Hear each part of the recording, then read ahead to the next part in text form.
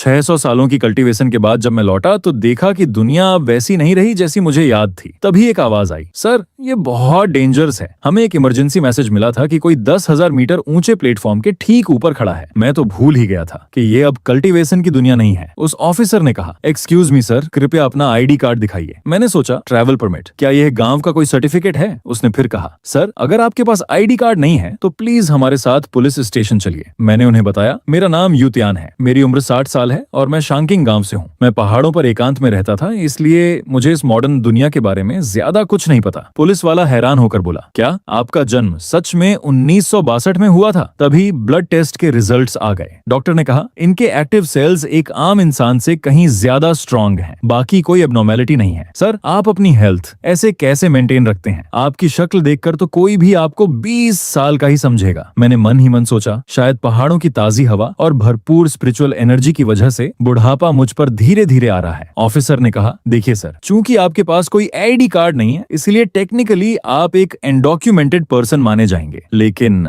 हमारे रिकॉर्ड्स के हिसाब से आपका एक बेटा है जो इसी शहर में रहता है। क्या आप उससे मिलना चाहेंगे? मैं हैरान रह गया, क्या कोई गलती तो नहीं हो रही? उसने बताया, डेटाबेस में उनकी माँ का नाम जियांग क्यूयुन लिखा है। मैंने बेचैनी से पूछा, क्यूयुन कहाँ है? मुझे जल्दी उनसे मिलवाइए। लेकिन उसका जवाब सुनकर मेरे पैरों तले जमीन खिसक गई। अनफॉर्चुनेटली 20 साल पहले ही एक बीमारी से उनका निधन हो चुका है। I am sorry. ये आपके बेटे की डिटेल्स हैं, आप चाहें तो उसे ढूंढ सकते हैं। यू जिएटिंग, मेरा बेटा। ऑफिसर ने कहा, मिस्टर यू, मैं आपको अभी वहाँ ले चलता हूँ। मैंने कभी सपने में भी नहीं सोचा था कि 2 जन्मों के अकेलेपन के बाद आज मेरा एक बेटा और 3 पोते पोतियाने होंगे। मैं जिसके पास अनगिनत मैजिकल ट्रेजर हैं, जो एक लीजेंडरी कल्टीवेटर है, क्या मेरे वंशज ऐसी छोटी सी जगह पर रहते हैं? तभी ऑफिसर एमसी को उसके सन के अपार्टमेंट के पास ले जाता है। हम वहाँ पहुंचे। ऑफिसर ने कहा, हेलो मिस शेंग सुहुआ, हमें ये सज्जन मिंगजू टावर के पास मिले। इन्वेस्टिगेशन के हिसाब से ये आपके पति के पिता हैं। वो औरत एकदम शॉक में थी। क्या आपको कोई गलतफहमी हुई है? इतना जवान आदमी और आप कह रहे हैं कि ये मेरे फादर इन लॉ हैं? ऑफिसर ने कंफर्म किया कि डेटाबेस से मैच हो चुका है। उसने कहा, मुझे भी अपने पति से पूछना है, लेकिन अभी वो हमें अंदर ले गई। तभी एमसी भाग के अपने सन को देखने जाता है। मैंने पूछा, क्या हुआ? उसने रोते हुए बताया, जियाटिंग बहुत ऊंचाई से गिर गए थे। सर्जरी के बाद से उन्हें होश नहीं आया है। हमारे पास हॉस्पिटल के पैसे नहीं थे, इसलिए हमें उन्हें घर लाना पड़ा। उसने मुझसे कहा, हालांकि मुझे अभी भी यकीन नहीं हो रहा कि आप मेरे फादर इन लॉ हैं, लेकिन प्लीज आप यहाँ रुकिए और जियाटिंग के पास बैठिए, मैं खाना बनाती हूँ। उसके जाने के बाद एमसी ने अपने पावर का यूज करके अपने बेटे को ठीक कर दिया। तभी मेरे बेटे को होश आया। उसने मुझे देखा और पूछा, आप कौन हैं? मैंने भारी आवाज में कहा, मैं तुम्हारा पिता हूँ, युतियान। वो रो पड़ा। क्या पिताजी, क्या सच में आप हैं? आप इतने सालों तक कहाँ थे और आप ऐसे इतने जवान क्यों दिख रहे हैं? मैंने उसे गले लगा लिया। काश मैं थोड़ा जल्दी लौटा था तो तुम्हारी माँ हमें इतनी जल्दी छोड़कर नहीं जाती। मैंने उसे बताया कि मैं कुछ रीजन से घने पहाड़ों में एकांत में रह रहा था। तभी सुहुआ की आवाज आई, खाना तैयार है। मैंने सुहुआ से कहा, तुमने इस मुश्किल वक्त में बहुत मेहनत की है, थैंक यू। वो बोली, थैंक यू की कोई जरूरत नहीं फादर इन लॉ, वो मेरे पति हैं, उन्हें बचाना ही था। चलिए खाना खाते हैं। खाते वक्त सुहुआ ने पूछा, क्या आपको खाना पसंद नहीं आया? मैंने मुस्कुराकर कहा, खाना बहुत टेस्टी है, बस बात यह है कि मैंने सालों तक सिर्फ जंगल के फल और ताजी ओस पीकर गुजारा किया है, बहुत टाइम से इंसानी खाना नहीं खाया। मैंने पूछा, सुना है बच्चे बाद में लौटेंगे? उसने हाँ में सिर हिलाया। मैंने कहा, मैं थोड़ी देर के लिए बाहर जा रहा हूँ, जल्दी वापस आऊंगा। मेरे जाते ही सुहुआ ने हैरानी से जियाटिंग से पूछा, अभी क्या हुआ? वो इतनी तेज कैसे दौड़ रहे थे? मैं सीधा एक गिरवी की दुकान पहुंचा। वहाँ एक आदमी ने पूछा, जी सर बताइए। मैंने अपना जेड स्टोन टेबल पर रखा। मुझे इसे गिरवी रखना है, देखिए इसकी क्या कीमत मिलेगी? उसने स्टोन को गौर से देखा और बोला, सर आपका ये जेड बहुत एक्स्ट्रा ऑर्डिनरी लग रहा है, मुझे अपने मास्टर को बुलाना होगा। उसने मास्टर लियांग को बुलाया। मास्टर लियांग ने जैसे ही उसे देखा उनके होश उड़ गए। ये तो ओल्ड माइन ग्लास जेड है, टॉप क्वालिटी का इंपीरियल ग्रीन। जल्दी यंग मास्टर्स किन को बुलाओ, हम इस पर डिसीजन नहीं ले सकते। इस जेड की कीमत कम से कम 200 मिलियन है। तभी दुकान का मालिक किन मिंगजे वहाँ आया। सॉरी मिस्टर यू, आपको वेट कराने के लिए। आपके इस जेड के लिए हम 300 मिलियन ऑफर करते हैं, क्या आपको ये ठीक लगेगा? मैंने शांति से कहा, हाँ ठीक है। उसने कहा, ग्रेट, अपनी बैंक डिटेल्स दीजिए, मैं अभी पैसे ट्रांसफर करता हूँ। मैंने कहा, मेरे पास कोई बैंक कार्ड नहीं है। उसने तुरंत एक चेक लिख कर दिया। मैं सीधा बैंक गया। वहाँ स्टाफ से कहा, प्लीज मेरा अकाउंट खोल दीजिए और ये चेक डिपॉजिट कर दीजिए। स्टाफ हैरान थी। सर क्या आप सच में इस चेक की पूरी अमाउंट जमा करना चाहते हैं? उसने मुझे मेरा नया कार्ड दिया और जब तक वो पलटी मैं वहाँ से गायब हो चुका था। मैं अगली सुबह घर पहुंचा। सुहुआ और जियाटिंग टेंशन में थे। पिताजी आप आ गए, हमें लगा आप कहीं खो गए। मैंने मुस्कुराते हुए कहा, मैं खो नहीं सकता। फिर मैंने अपनी पोती से पूछा, बेटा यहाँ सबसे अच्छे अलग थलग वाले घर कहाँ मिलते हैं, जहाँ ज्यादा भीड़ भाड़ ना हो? उसने कहा, अलग थलग वो तो सिर्फ विला होते हैं, सबसे बेस्ट तो सीव्यू नंबर 1 और झुनचेंग यिपिन है। हैं। मैंने कहा ठीक है चलो वहीं चलते हैं। जेटिंग परेशान हो गया। पापा मजाक मत कीजिए, एक विला की कीमत करोड़ों में होती है। मैंने कॉन्फिडेंस से कहा तुम बस मुझे वहां ले चलो, पैसों की टेंशन मत लो, हमारा परिवार इस छोटी सी जगह पर नहीं रह सकता। हम सी व्यू नंबर 1 पहुंचे। सेल्समैन ने पूछा सर आपको कैसा घर चाहिए? मैंने कहा लोगों से दूर और आसपास का एनवायरनमेंट एकदम बेस्ट होना चाहिए। उसने हमें एक पेंट हाउस दिखाया। सर ये सी व्यू नंबर 1 का सबसे शानदार विला है, 780 स्क्वायर मीटर का, एकदम लुजिन रिवर के सामने। जेटिंग ने धीरे से मुझसे कहा पिताजी ये कुछ ज्यादा ही महंगा है, हम इसे अफोर्ड नहीं कर पाएंगे। सेल्समैन ने एटीट्यूड में कहा सर इस प्रॉपर्टी को अंदर से देखने के लिए ही आपके अकाउंट में मिनिमम 50 मिलियन का बैलेंस होना चाहिए। मैंने शांति से अपना कार्ड उसके आगे कर दिया। ये लो चेक कर लो। बैलेंस देखकर उसके पसीने छूट गए। यस सर प्लीज मेरे साथ आइए। पूरा विला देखने के बाद उसने पूछा सर क्या आप सेटिस्फाइड हैं? मैंने कहा बुरा नहीं है, मैं इसे खरीद रहा हूँ। वो शॉक्ड थी। सर क्या आप और ऑप्शंस नहीं देखना चाहते? मैंने कहा क्यों, क्या मैं इसे अभी नहीं खरीद सकता? वो हड़बड़ाते हुए बोली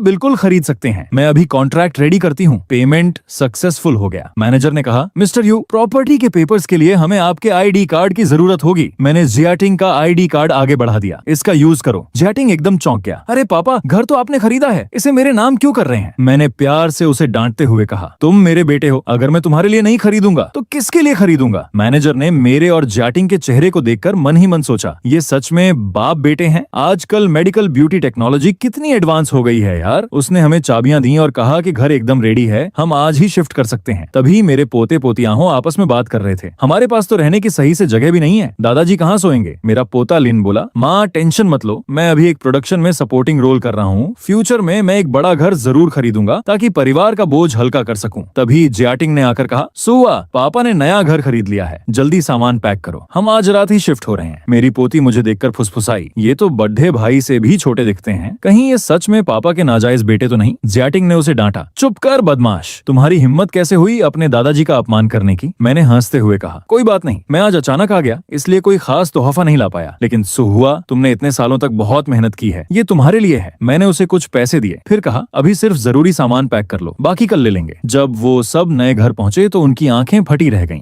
हे भगवान ये घर कितना बड़ा है, ये तो कमाल है पापा, क्या आपकी कोई लॉटरी लगी है इतना बड़ा घर किराए पर लेना? जियाटिंग ने सीना तानकर कहा किराए पर लेने का क्या मतलब, तुम्हारे दादाजी ने इसे खरीदा है और मैं तुम्हें बता दूं कि प्रॉपर्टी के पेपर्स भी मेरे नाम पर हैं। बच्चों का तो दिमाग ही घूम गया। वो आपस में बात करने लगे। क्या ऐसा हो सकता है कि हमारे पापा दूसरी पीढ़ी के अमीर हैं? मतलब क्या हम तीसरी पीढ़ी के अमीर बच्चे हैं? मैंने कहा ठीक है अब ऐसे घूरना बंद करो और अपने अपने कमरे खुद चुन लो। मास्टर बेडरूम तुम्हारे माता पिता के लिए है, रूम सिलेक्ट कर लो, फिर मैं तुम्हें बाहर डिनर पर ले चलूंगा। जियाटिंग ने कहा और तुम्हारे दादाजी के लिए भी एक मास्टर बेडरूम है, तुम में से कोई भी इसके लिए लड़ेगा नहीं। बच्चे खुश होकर बोले वाह दादाजी का कमरा तो बहुत महंगा लग रहा है, बड्ढे बुजुर्गों का तोहफा कोई मना नहीं कर सकता। हाँ। अगले दिन हम बाहर थे तभी सडिडे एचक पर एक इमरजेंसी हो गई। एक बूढ़े आदमी को जमीन पर पड्डे है देख मैंने कहा इनका रेस्पिरेटरी और सर्कुलेटरी सिस्टम फेल हो गया है, ब्रेन हेमरेज हो चुका है। एक आदमी ने मुझे रोका नौजवान हिलना मत, अगर सच में कुछ हो गया तो तुम जिम्मेदारी नहीं ले पाओगे। जियाटिंग बीच में आया मैं उसे कुछ नहीं होने दूंगा, मेरे पिताजी डॉक्टर हैं, उन्हें देखने दीजिए। मैंने बिना टाइम वेस्ट किए अपने एक्यूपंक्चर और ट्रू ची का इस्तेमाल करके कुछ ही सुइयों से उस आदमी को होश में ला दिया। भीड़ चिल्लाने लगी वाह डिवाइन डॉक्टर आप कमाल हैं, ये आदमी तो बस मरने ही वाला था और आपने चमत्कार कर दिया। जियाटिंग ने भी गर्व से कहा जी हाँ दादाजी आपकी मेडिकल स्किल्स तो सच में दिव्य। लेकिन मैंने मन में सोचा आज मैंने बहुत ज्यादा ट्रू ची का इस्तेमाल कर लिया, पता नहीं इस ब्लू स्टार ग्रह की स्पिरिचुअल एनर्जी इसे जल्दी से भर पाएगी या नहीं। यहाँ की एनर्जी मेरी दूसरी दुनिया जितनी प्योर नहीं है, ये उतनी तेज नहीं है जितनी मैंने कल्पना की थी। जब मैं घर वापस लौटा तो मेरी पोती यूलिन अपना कैमरा लेकर घूम रही थी। नमस्कार दोस्तों, मैं हूँ आपकी स्ट्रीमर यूलिन। हमारे लिविंग रूम से लुजिन नदी का क्या मनोरम दृश्य दिखाई देता है। मुझे देखते ही वो बोली दादाजी आप घर आ गए। मैंने हैरानी से पूछा तुम ये क्या कर रहे हो? ये छोटा सा बॉक्स क्या ये लॉन्ग डिस्टेंस कम्युनिकेशन डिवाइस है? तभी उसकी लाइव चैट में किसी ने कमेंट किया अरे स्ट्रीमर क्या तुम्हारे दादाजी किसी कल्टीवेशन नॉवल से बाहर निकल कर आए हैं? सॉरी दोस्तों मैं आज के लिए स्ट्रीम यहीं एंड कर रही हूँ। मैंने अपने पोती से कहा मैं भी तुम्हारे साथ चलूंगा, चलो आज कार खरीदने चलते हैं। पोती ने कहा दादाजी मुझे लगता है कि एक बड़ी और कंफर्टेबल एसयूवी आपके लिए ज्यादा बेटर रहेगी, चलिए मर्सिडीज या BMW देखते हैं। उस तरफ चलिए, आगे से राइट मुड़िए। दादाजी क्या आप सच में इस जगह के लिए नए हैं? आपने रास्ता एक ही नजर में कैसे पहचान लिया? शोरूम पहुंचने पर सेल्समैन बोली गुड मॉर्निंग सर, क्या आपको कोई पर्टिकुलर मॉडल पसंद है? मैंने एक कार की तरफ इशारा करते हुए कहा मैं यह वाला लूंगा। सेल्समैन ने कहा सर ये हमारा collector edition Rolls Royce Phantom है, क्या आप चाहेंगे कि मैं पहले एक टेस्ट ड्राइव के लिए अपॉइंटमेंट बुक कर दूं? मैंने कहा कोई जरूरत नहीं है, बस यही पैक कर दो। सेल्समैन बोली बहुत बढ़िया सर, इस फुल ऑप्शन मॉडल की कीमत 98 लाख युआन है, डिलीवरी एक हफ्ते के अंदर हो जाएगी। मैंने पोती से कहा चलो एक और खरीदते देखते हैं, क्या यह तुम्हें बेटर लगेगी? पोती खुशी से उछल पड़ी। देखिए, दादाजी ने मेरे लिए फेरारी खरीद ली। क्या मैं सच में कोई सपना तो नहीं देख रही दादाजी? दादाजी, मैंने उस आदमी को ढूंढ लिया है जिसने आपकी जान बचाई थी। उसका नाम यू तियान है। वो सालों तक पहाड़ों में एकांत में रहता था। उसने हाल ही में अपनी आईडी अपडेट करवाई है और अपने परिवार से मिला है। लेकिन सबसे अजीब बात यह है कि उनके घर के रजिस्ट्रेशन रिकॉर्ड्स के हिसाब से वो अभी 60 साल के हैं। बूढ़े आदमी ने पूछा, 60 साल के? क्या तुम्हें यकीन है कि तुमने किसी गलत आदमी की इन्वेस्टिगेशन तो नहीं कर ली? जिंग हुआन बोला, जी हाँ, उनका आईडी कार्ड अभी हाल ही में रिन्यू हुआ है। बूढ़ा आदमी सोच में पड़ गया। 60 साल की उम्र में भी वो इतने जवान दिखते हैं और बस कुछ ही मिनटों में उन्होंने मुझे मौत के मुंह से वापस खींच लिया। जिंग हुआन, वो वाकई कोई नॉर्मल इंसान नहीं है। मिस्टर यू जैसे इंसान से दोस्ती करना ही सबसे बेस्ट ऑप्शन है, और अगर दोस्ती ना हो पाए तो उन्हें कभी नाराज मत करना। जिंग हुआन, समझ गया। एक अच्छा सा गिफ्ट तैयार करो, मैं उनसे पर्सनली मिलकर उन्हें थैंक यू कहूंगा। और हाँ, मेरी वो कीमती दहोंग पाओ चाय की पत्तियां भी साथ ले आना। जिंग हुआन हैरान रह गया। दादाजी, लेकिन वो चाय तो आपका खजाना है। क्या पता अगर हम ऐसे एक्स्ट्रा ऑर्डिनरी इंसान से दोस्ती कर लें तो फ्यूचर में ये हमारा ही फायदा है। बॉस ने कहा, यू हुआ, क्या तुम आज फ्री हो? चलो काम के बाद साथ में डिनर करते हैं। यू हुआ ने मन में सोचा, ये मैडम वांग शादीशुदा हैं, फिर भी हर दिन मेरे साथ फ्लर्ट करने की कोशिश करती हैं। लेकिन अगर मैंने इन्हें नाराज किया तो मेरी जॉब खतरे में पड़ जाएगी। मुझे यहाँ से जल्दी निकलने का कोई बहाना सोचना होगा। उसने बॉस से कहा, मेरी माँ ने मेरे लिए घर पर खाना बना दिया है तो मैं घर पर ही खा लूंगा। बॉस बोली, घर पहुँचने में काफी टाइम लगता है, तुम्हें भूख लगी होगी, मैं तुम्हें कुछ टेस्टी खिलाऊंगी। खाने के बाद मैं तुम्हें घर ड्रॉप कर दूंगी। मैंने पूछा, क्या यू हुआ आज वापस नहीं आ रहा है? लड्डच की बोली, बर्थडे भाई का हर दिन ऐसा ही होता है, उनकी कंपनी बहुत बिजी है। यू हुआ को हर दिन ओवरटाइम करना पड़ता है और वो बहुत लेट घर आते हैं। लड़की ने गुस्से में कहा, हम्फ, किस काम में बिजी? बस उसकी वो फ्रस्ट्रेटेड बॉस बड़े भाई को इतना हैंडसम देखकर वो उसे सिड्यूस करना चाहती है। चूंकि वो उसकी कोई बात नहीं मानता, इसलिए वो उसे हर दिन देर तक काम करवाने के बहाने ढूंढती है। ये तो सरासर एक्सप्लॉयटेशन है। उसने आगे कहा, ये सोचना भी अजीब है कि कोई मेरे इतने शरीफ बड़े भाई को फंसाना चाहेगा। वैसे उसका चेहरा वाकई किसी हथियार से कम नहीं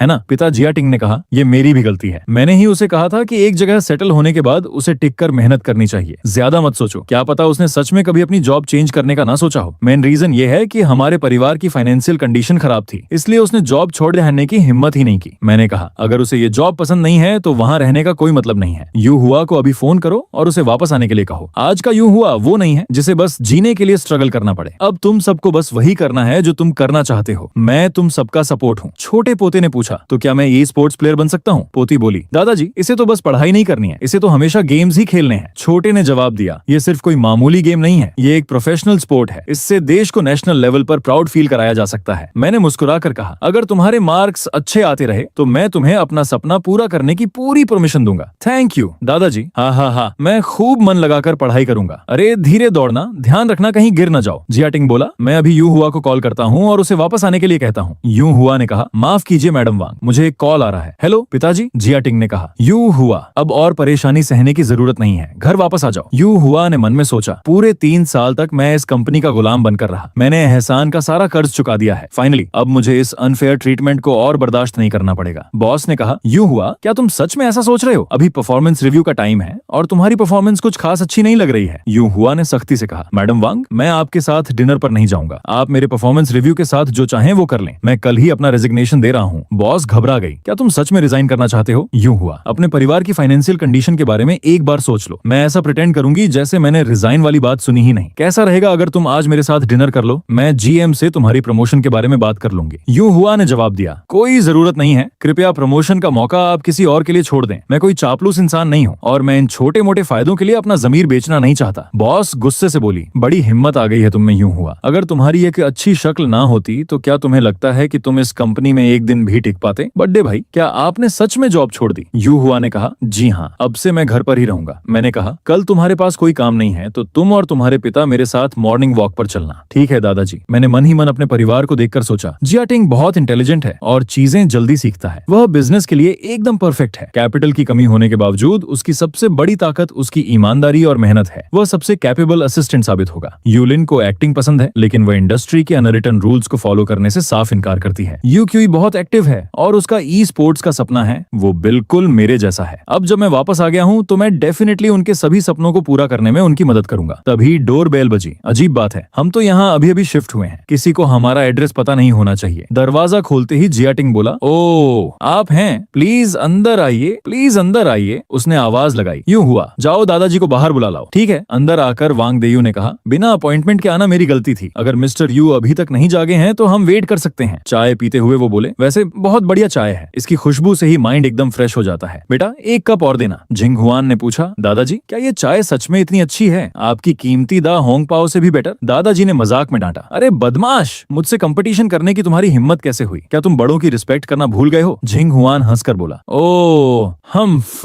दादाजी, चूंकि आपने बड़ों का आदर और छोटों से प्यार करने की बात कही है तो आपको मुझ छोटे से भी प्यार करना चाहिए। ठीक है, यह आखिरी कप तुम्हारा है, मैं अब तुमसे और कंपटीशन नहीं करूंगा। मैंने कमरे से बाहर आते हुए कहा, जियाटिंग, इनके लिए एक और कप चाय बनाओ। वांग देयू ने उठकर कहा, नमस्कार मिस्टर यू, मैं आज स्पेशली आपको मेरी जान बचाने के लिए थैंक यू कहने आया हूँ। ये तांग राजवंश के कैलीग्राफर तैंग युआन की ओरिजिनल पेंटिंग है, मेरी तरफ से एक छोटा सा टोकन ऑन ऑफ ग्रेटिट्यूड। मुझे उम्मीद है आप इसे एक्सेप्ट करेंगे। मैंने शांति से कहा, ये बस मैंने यूं ही कर दिया था, इसे इतना सीरियसली लेने की जरूरत नहीं है। वांग देयू बोले, भले ही आपने इसे कैजुअली किया हो, लेकिन आपने मेरी जान बचाई है। अगर आप न होते तो मैं बहुत पहले ही मर चुका होता। मेरा नाम वांग देयू है, हैशी वांगशी इलेक्ट्रॉनिक टेक्नोलॉजी का करंट चेयरमैन। जब भी आपको किसी चीज की जरूरत हो आप मुझे कांटेक्ट कर सकते हैं। जियाटिंग हैरान रह गया। वांग देयू, आप ही हाई इलेक्ट्रॉनिक्स इंडस्ट्री के वो लेजेंड मिस्टर वांग देयू हैं जिनका नाम चाइना की फोर्ब्स लिस्ट में है? वांग देयू हंसे, हाँ, मैंने तो बस एक छोटी सी इलेक्ट्रॉनिक्स कंपनी शुरू की थी, इसमें कुछ खास नहीं है। मैंने वांग देयू से कहा, मैं आपसे एक डील करना चाहता हूँ, प्लीज बोलिए मिस्टर यू। जियाटिंग ने बीच में कहा, भाई वांग, पहले चाय पीजिए। वांग देयू बोले, ये चाय सचमुच लाजवाब है, इसे पीकर मुझे बहुत रिफ्रेशिंग फील हो रहा है। जियाटिंग ने गर्व से बताया, ये स्पिरिचुअल चाय है जिसे मेरे पिताजी ने खुद उगाया है, उन्होंने काफी क्वांटिटी में बनाई है, जाते वक्त थोड़ी अपने साथ ले जाइएगा। सच में बहुत बहुत थैंक्स। भाइयों, मेरा भी यहीं आस पास एक अपार्टमेंट है, हम पड़ोसी हैं, अगर आपको किसी चीज की जरूरत हो तो मुझे कभी भी कॉल कर लेना। ठीक है? बिल्कुल। तभी यूलिन कमरे में आई। जियाटिंग ने कहा, पिताजी हमारे यहाँ गेस्ट्स आए हैं। यूलिन, ये तुम्हारे अंकल वांग हैं और ये उस बूढ़े आदमी के पोते हैं जिन्हें दादाजी ने बचाया था। मिस्टर वांग, ये मेरी बेटी यूलिन है। जिंग हुआन ने कहा, हेलो, मेरा नाम वांग जिंग हुआन है, मुझे लगता है मैं आपको जानता हूँ। यूलिन ने कहा, जी हाँ मिस्टर वांग, बहुत समय पहले एक इंटरव्यू हुआ था, मुझे उम्मीद नहीं थी कि मैं आपको याद रहूंगी। वांग देयू ने पूछा, क्या आप दोनों एक दूसरे को पहले से जानते हैं? जिंग हुआन ने बताया, मेरी एक एंटरटेनमेंट कंपनी है, मैं मिस यू से एक प्रोडक्शन के कास्टिंग कॉल के दौरान मिला था। अच्छा, जिंग हुआन ने पूछा, मैं बस सोच रहा था कि क्या मिस यू अभी किसी कंपनी के साथ साइंड है? अगर आपको कोई प्रॉब्लम ना हो तो क्या आप मेरी कंपनी ज्वाइन करना चाहेंगी? यूलिन खुशी से उछल पड़ी, सच में? क्या मैं इसके लिए काफी अच्छी हूँ? जियाटिंग हंसते हुए बोला, हाँ, तो अब से मेरी बेटी का करियर आपके ही हाथों में है, छोटे भाई वांग। फिर उसने लिन से कहा, अरे लिन, जल्दी करो और इन्हें अंकल वांग कहो। लिन चिढ़ते हुए बोली, पिताजी आप ये क्या कह रहे हैं? ये मुझसे बस कुछ ही साल बड़े हैं, इन्हें अंकल कहने से ये बहुत बूढ़े लगेंगे। वांग देयू ने मुझसे कहा, thank you divine doctor you, मैं आपके बताए काम को जरूर पूरा कर दूंगा। कार में बैठते ही जिंग हुआन ने पूछा, दादाजी आप डॉक्टर यू से क्या बात कर रहे थे? उनका एटीट्यूड अचानक इतना चेंज कैसे हो गया? वांग देयू ने सख्ती से कहा, जो पूछना ठीक नहीं वो मत पूछो, और याद रखो अब से मिस्टर यू के परिवार के साथ भी वैसा ही रिस्पेक्ट के साथ पेश आना जैसा तुम मेरे साथ आते हो, समझे? समझ गया दादाजी। जाते जाते जिंग हुआन ने यू हुआ से कहा था, भाई यू, आज हमारी इतनी जल्दी अच्छी दोस्ती हो गई, क्यों ना हम कल रात डिनर पर इस बात को सेलिब्रेट करें? यू हुआ ने कहा, जरूर, बस एक अच्छी सी लोकेशन सिलेक्ट कर लेना और मुझे मैसेज कर देना। जियाटिंग ने जिंग हुआन को चाय देते हुए कहा था, ये हमारी होममेड चाय है, थोड़ी सी टेस्ट करने के लिए लेते जाइए। थैंक यू भाइयों। वांग देयू ने अपने पोते से कहा, जिंग हुआन तुम अभी जवान हो और तुम्हें चाय वाय पसंद भी नहीं है, क्यों ना ये चाय तुम मुझे ही दे दो। जिंग हुआन ने चाय छुपाते हुए कहा, दादाजी भाई जियाटिंग ने यह स्पेशली मुझे दी है, आप और मिस्टर यू अब इतने अच्छे दोस्त बन गए हैं, आपको आगे चाय की कोई टेंशन लेने की जरूरत नहीं है। वांग देयू हंसने लगे, अरे मैं बूढ़ा हो गया हूँ, मुझे अपनी हेल्थ के लिए इस चाय की तुमसे ज्यादा जरूरत है। हाँ, तभी जियाटिंग की आवाज आई, हाँ पिताजी, क्या आप ऊपर अपने कमरे में नहीं थे? मुझे लगता है मैंने अभी अभी एक ब्लरी शैडो देखी, मुझे तुम्हें कुछ और बातें बतानी है। जियाटिंग, कुछ दिनों में बिजनेस चैम्बर का एक इवेंट है, एल्डर वांग तुम्हें अपने कुछ दोस्तों से मिलवाने ले जाएंगे, तुम यू हुआ को भी साथ ले जा सकते हो। एल्डर वांग के दोस्त? तो क्या वे सभी बड़े बिजनेसमैन नहीं होंगे? तुम्हें खुद को अंडर एस्टिमेट करने की जरूरत नहीं है, हालांकि हमारा यू परिवार अभी बस शुरुआत ही कर रहा है, हम डेफिनेटली चाइना का सबसे बड़ा परिवार बनेंगे, हालांकि हम अभी फाउंडेशन रखने के स्टेज में ही हैं, मेरा गोल सिर्फ चाइना तक लिमिटेड नहीं है। पिताजी प्लीज हमारे साथ आइए, आपके साथ रहने से मुझे ज्यादा कॉन्फिडेंस मिलेगा। ठीक है, ये कैलीग्राफी वांग देयू को दे देना, एटिकेट्स फॉलो करना जरूरी है। पिताजी ये क्या है? पिताजी ये कैलीग्राफी तो कमाल की है, आप सच में इतने मिस्टीरियस लेटर्स लिख सकते हैं, इसे ऐसे ही दे देना सरासर बर्बादी है। कोई बात नहीं, ये तो बस मैंने ऐसे ही लिख दिया है, इसे ज्यादा सीरियसली मत लो, आखिर मेरे पिताजी कौन है? उनकी नॉर्मल हैंडराइटिंग भी इतनी इम्पैक्टफुल है, वे डेफिनेटली कोई आम रिटायर्ड अमीर इंसान नहीं है। आजकल होटल्स का स्टैंडर्ड बहुत गिर गया है, कोई भी यूं ही अंदर आ जाता है। सुपरवाइजर वांग प्लीज थोड़ी रिस्पेक्ट से बात करें, क्या मैंने कुछ गलत कह दिया? यूं हुआ कि हिम्मत तो देखो, ऐसे एक्सपेंसिव होटल में खाने आया है, क्या तुम्हें डर नहीं लगता कि तुम बिल भी पे नहीं कर पाओगे? शाओ जिंग, क्या तुम इनके दादाजी को जानती हो? ये मेरी पिछली कंपनी कंपनी में मैनेजर थी। ये औरत बहुत एरोगेंट दिखती है और मेरे बेटे को टारगेट करने की हिम्मत भी कर रही है। बस एक मैनेजर, मुझे लगा जैसे कोई चेयरमैन हो। टैलेंट तो टकेगा नहीं, लेकिन ईगो और अकड़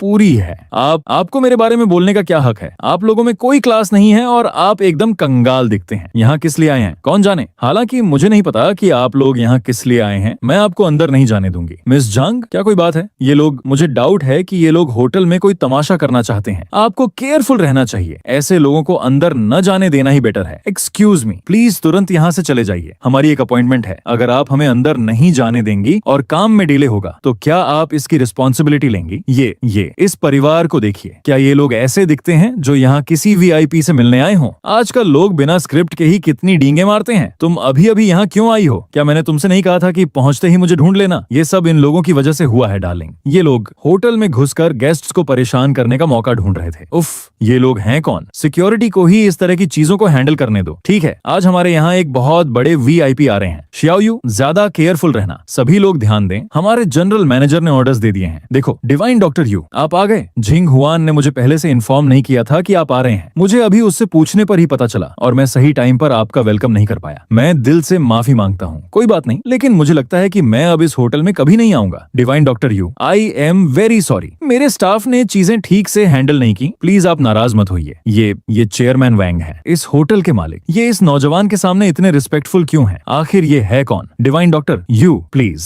अंदर चलिए। मिस्टर यू के परिवार का अच्छे से ख्याल रखना। शियाओ हुआन, तुम्हारे दादाजी किसे रिसीव करने जा रहे हैं? वे तो दौड़ते हुए गए। उन्होंने अपनी वॉकिंग स्टिक का भी इस्तेमाल नहीं किया। मुझे सच में बहुत क्यूरियोसिटी हो रही है। क्या तुम्हारे दादाजी ने कोई मैजिकल पिल खा ली है? वो अचानक इतने एनर्जेटिक कैसे हो गए? वो तो पहले से काफी जवान भी लग रहे हैं। आप अभी देखेंगे। डिवाइन डॉक्टर यू, प्लीज बैठ जाइए। ओल्ड वांग यहाँ है। क्यों ना आप हमारे स्पेशल गेस्ट का इंट्रोडक्शन कराए? क्या आप लोग जानना चाहते हैं कि मेरी करंट हेल्थ इतनी अच्छी कैसे हो गई? कुछ दिन पहले मेरा एक एक्सीडेंट हो गया था। अचानक ब्रेन हेमरेज हुआ। मैं सड़क पर गिर पड़ा था और इन डिवाइन डॉक्टर यू ने मुझे बचाया। इन्होंने न केवल मेरी जान बचाई बल्कि मेरी बॉडी को 20 साल पहले जैसा जवान कर दिया। डिवाइन डॉक्टर यू, क्या आप मेरी मदद कर सकते हैं? मैं अपने लिए लंबी उम्र नहीं मांगता। मैं बस आपसे अपने बच्चे को बचाने की रिक्वेस्ट करता हूँ। इसके लिए चाहे मुझे अपना सब कुछ दांव पर लगाना पड़े, मैं तैयार हूँ। Divine doctor you, Elder chain के बेटे चेन जिक्सुआन हमारे पूरे सर्किल के सबसे प्रॉमिसिंग टैलेंट हैं, सबसे सक्सेसफुल। वह बहुत कम उम्र में ही मेजर जनरल बन गए थे। कुछ टाइम पहले एक मिशन पर उनके साथ बहुत बुरा हुआ। उनके हाथ पैर काट दिए गए, उनकी आंखें निकाल ली गईं, उनका चेहरा बुरी तरह डैमेज कर दिया गया और जीभ भी काट दी गई। उनके शरीर में एक अननोन वायरस भी डाल दिया गया है। वह अभी हॉस्पिटल में कोमा में है। मैं जाकर देखता हूँ। बहुत खूब। डिवाइन डॉक्टर यू, प्लीज इधर आइए। चेयरमैन वांग, एल्डर सॉन्ग, एल्डर चेन, क्या आज का खाना आप सबको पसंद आया? आप लोग यहाँ अंदर कैसे आए? ओल्ड वांग, आपको सच में इस होटल की सफाई करनी चाहिए। कोई भी यहाँ आकर भौंकने लगता है। अरे बेवकूफ, तुम क्या चिल्ला रहे हो? क्या तुम्हें दिख नहीं रहा कि यहाँ वीआईपी गेस्ट्स बैठे हैं? लेकिन वे चुपके से अंदर कैसे आ गए? फैनचेंग, तुम अपना काम कैसे कर रहे हो? ये मिस्टर यू ही वो वीआईपी गेस्ट हैं जिन्हें मैंने आज स्पेशली इनवाइट किया था। मुझे माफ कर दीजिए चेयरमैन वांग, मैं कुछ ज्यादा ही ओवर कॉन्फिडेंट हो गया था। हम डिवाइन डॉक्टर यू, आज हम आपका ठीक से वेलकम नहीं कर पाए। फिर भी मैं आपको यकीन दिलाता हूँ कि मैं इसका पूरा हिसाब करूंगा। फैनचेंग, तुम काफी टाइम से इस होटल में हो ना? चेयरमैन वांग, मैं अपना हैंडओवर प्रोसेस पूरा करके रिजाइन कर दूंगा। मैं तो बर्बाद हो गया। मैंने सच में इतने पावरफुल इंसान से पंगा ले लिया। अगर उन्होंने बदला लेने का फैसला किया तो मेरा करियर हमेशा के लिए खत्म हो जाएगा। डॉक्टर जाओ प्लीज। डिवाइन डॉक्टर यू को जिक्सुआन की कंडीशन के बारे में बताया करें। पेशेंट के इंटरनल ऑर्गन्स इस समय बहुत बुरी तरह डैमेज हो चुके हैं। शरीर में एक अननोन इन्फेक्शियस वायरस भी है। ये तो कोई गली मोहल्ले का झोला छाप फ्रॉड लग रहा है। एल्डर चेन, सच में कितने डेस्परेट हो गए हैं। ये इंसान इस हालत में भी जिंदा कैसे बच गया? इसकी विल पावर वाकई कमाल की है। ऐसा लगता है जैसे इसने बहुत ब्रूटल टॉर्चर सहा है। पेशेंट को ऐसे केयरलेस तरीके से टच न करें। उसकी इम्यूनिटी 0 हो चुकी है। एक नॉर्मल सर्दी जुकाम का इन्फेक्शन भी उसकी जान ले सकता है। मुझे पता है मैं क्या कर रहा हूँ। क्या ये सच में ट्रेडिशनल चाइनीज मेडिसिन यूज कर रहा है? ये तो एकदम नॉनसेंस है। पेशेंट पहले ही मरने की हालत में है। ऐसे में टीसीएम क्या ही कर लेगा? डिवाइन डॉक्टर यू को अपना काम करने दीजिए। मेरा कल्टीवेशन लेवल अभी बहुत कम है। अगर मैं अपनी पीक स्टेज पर होता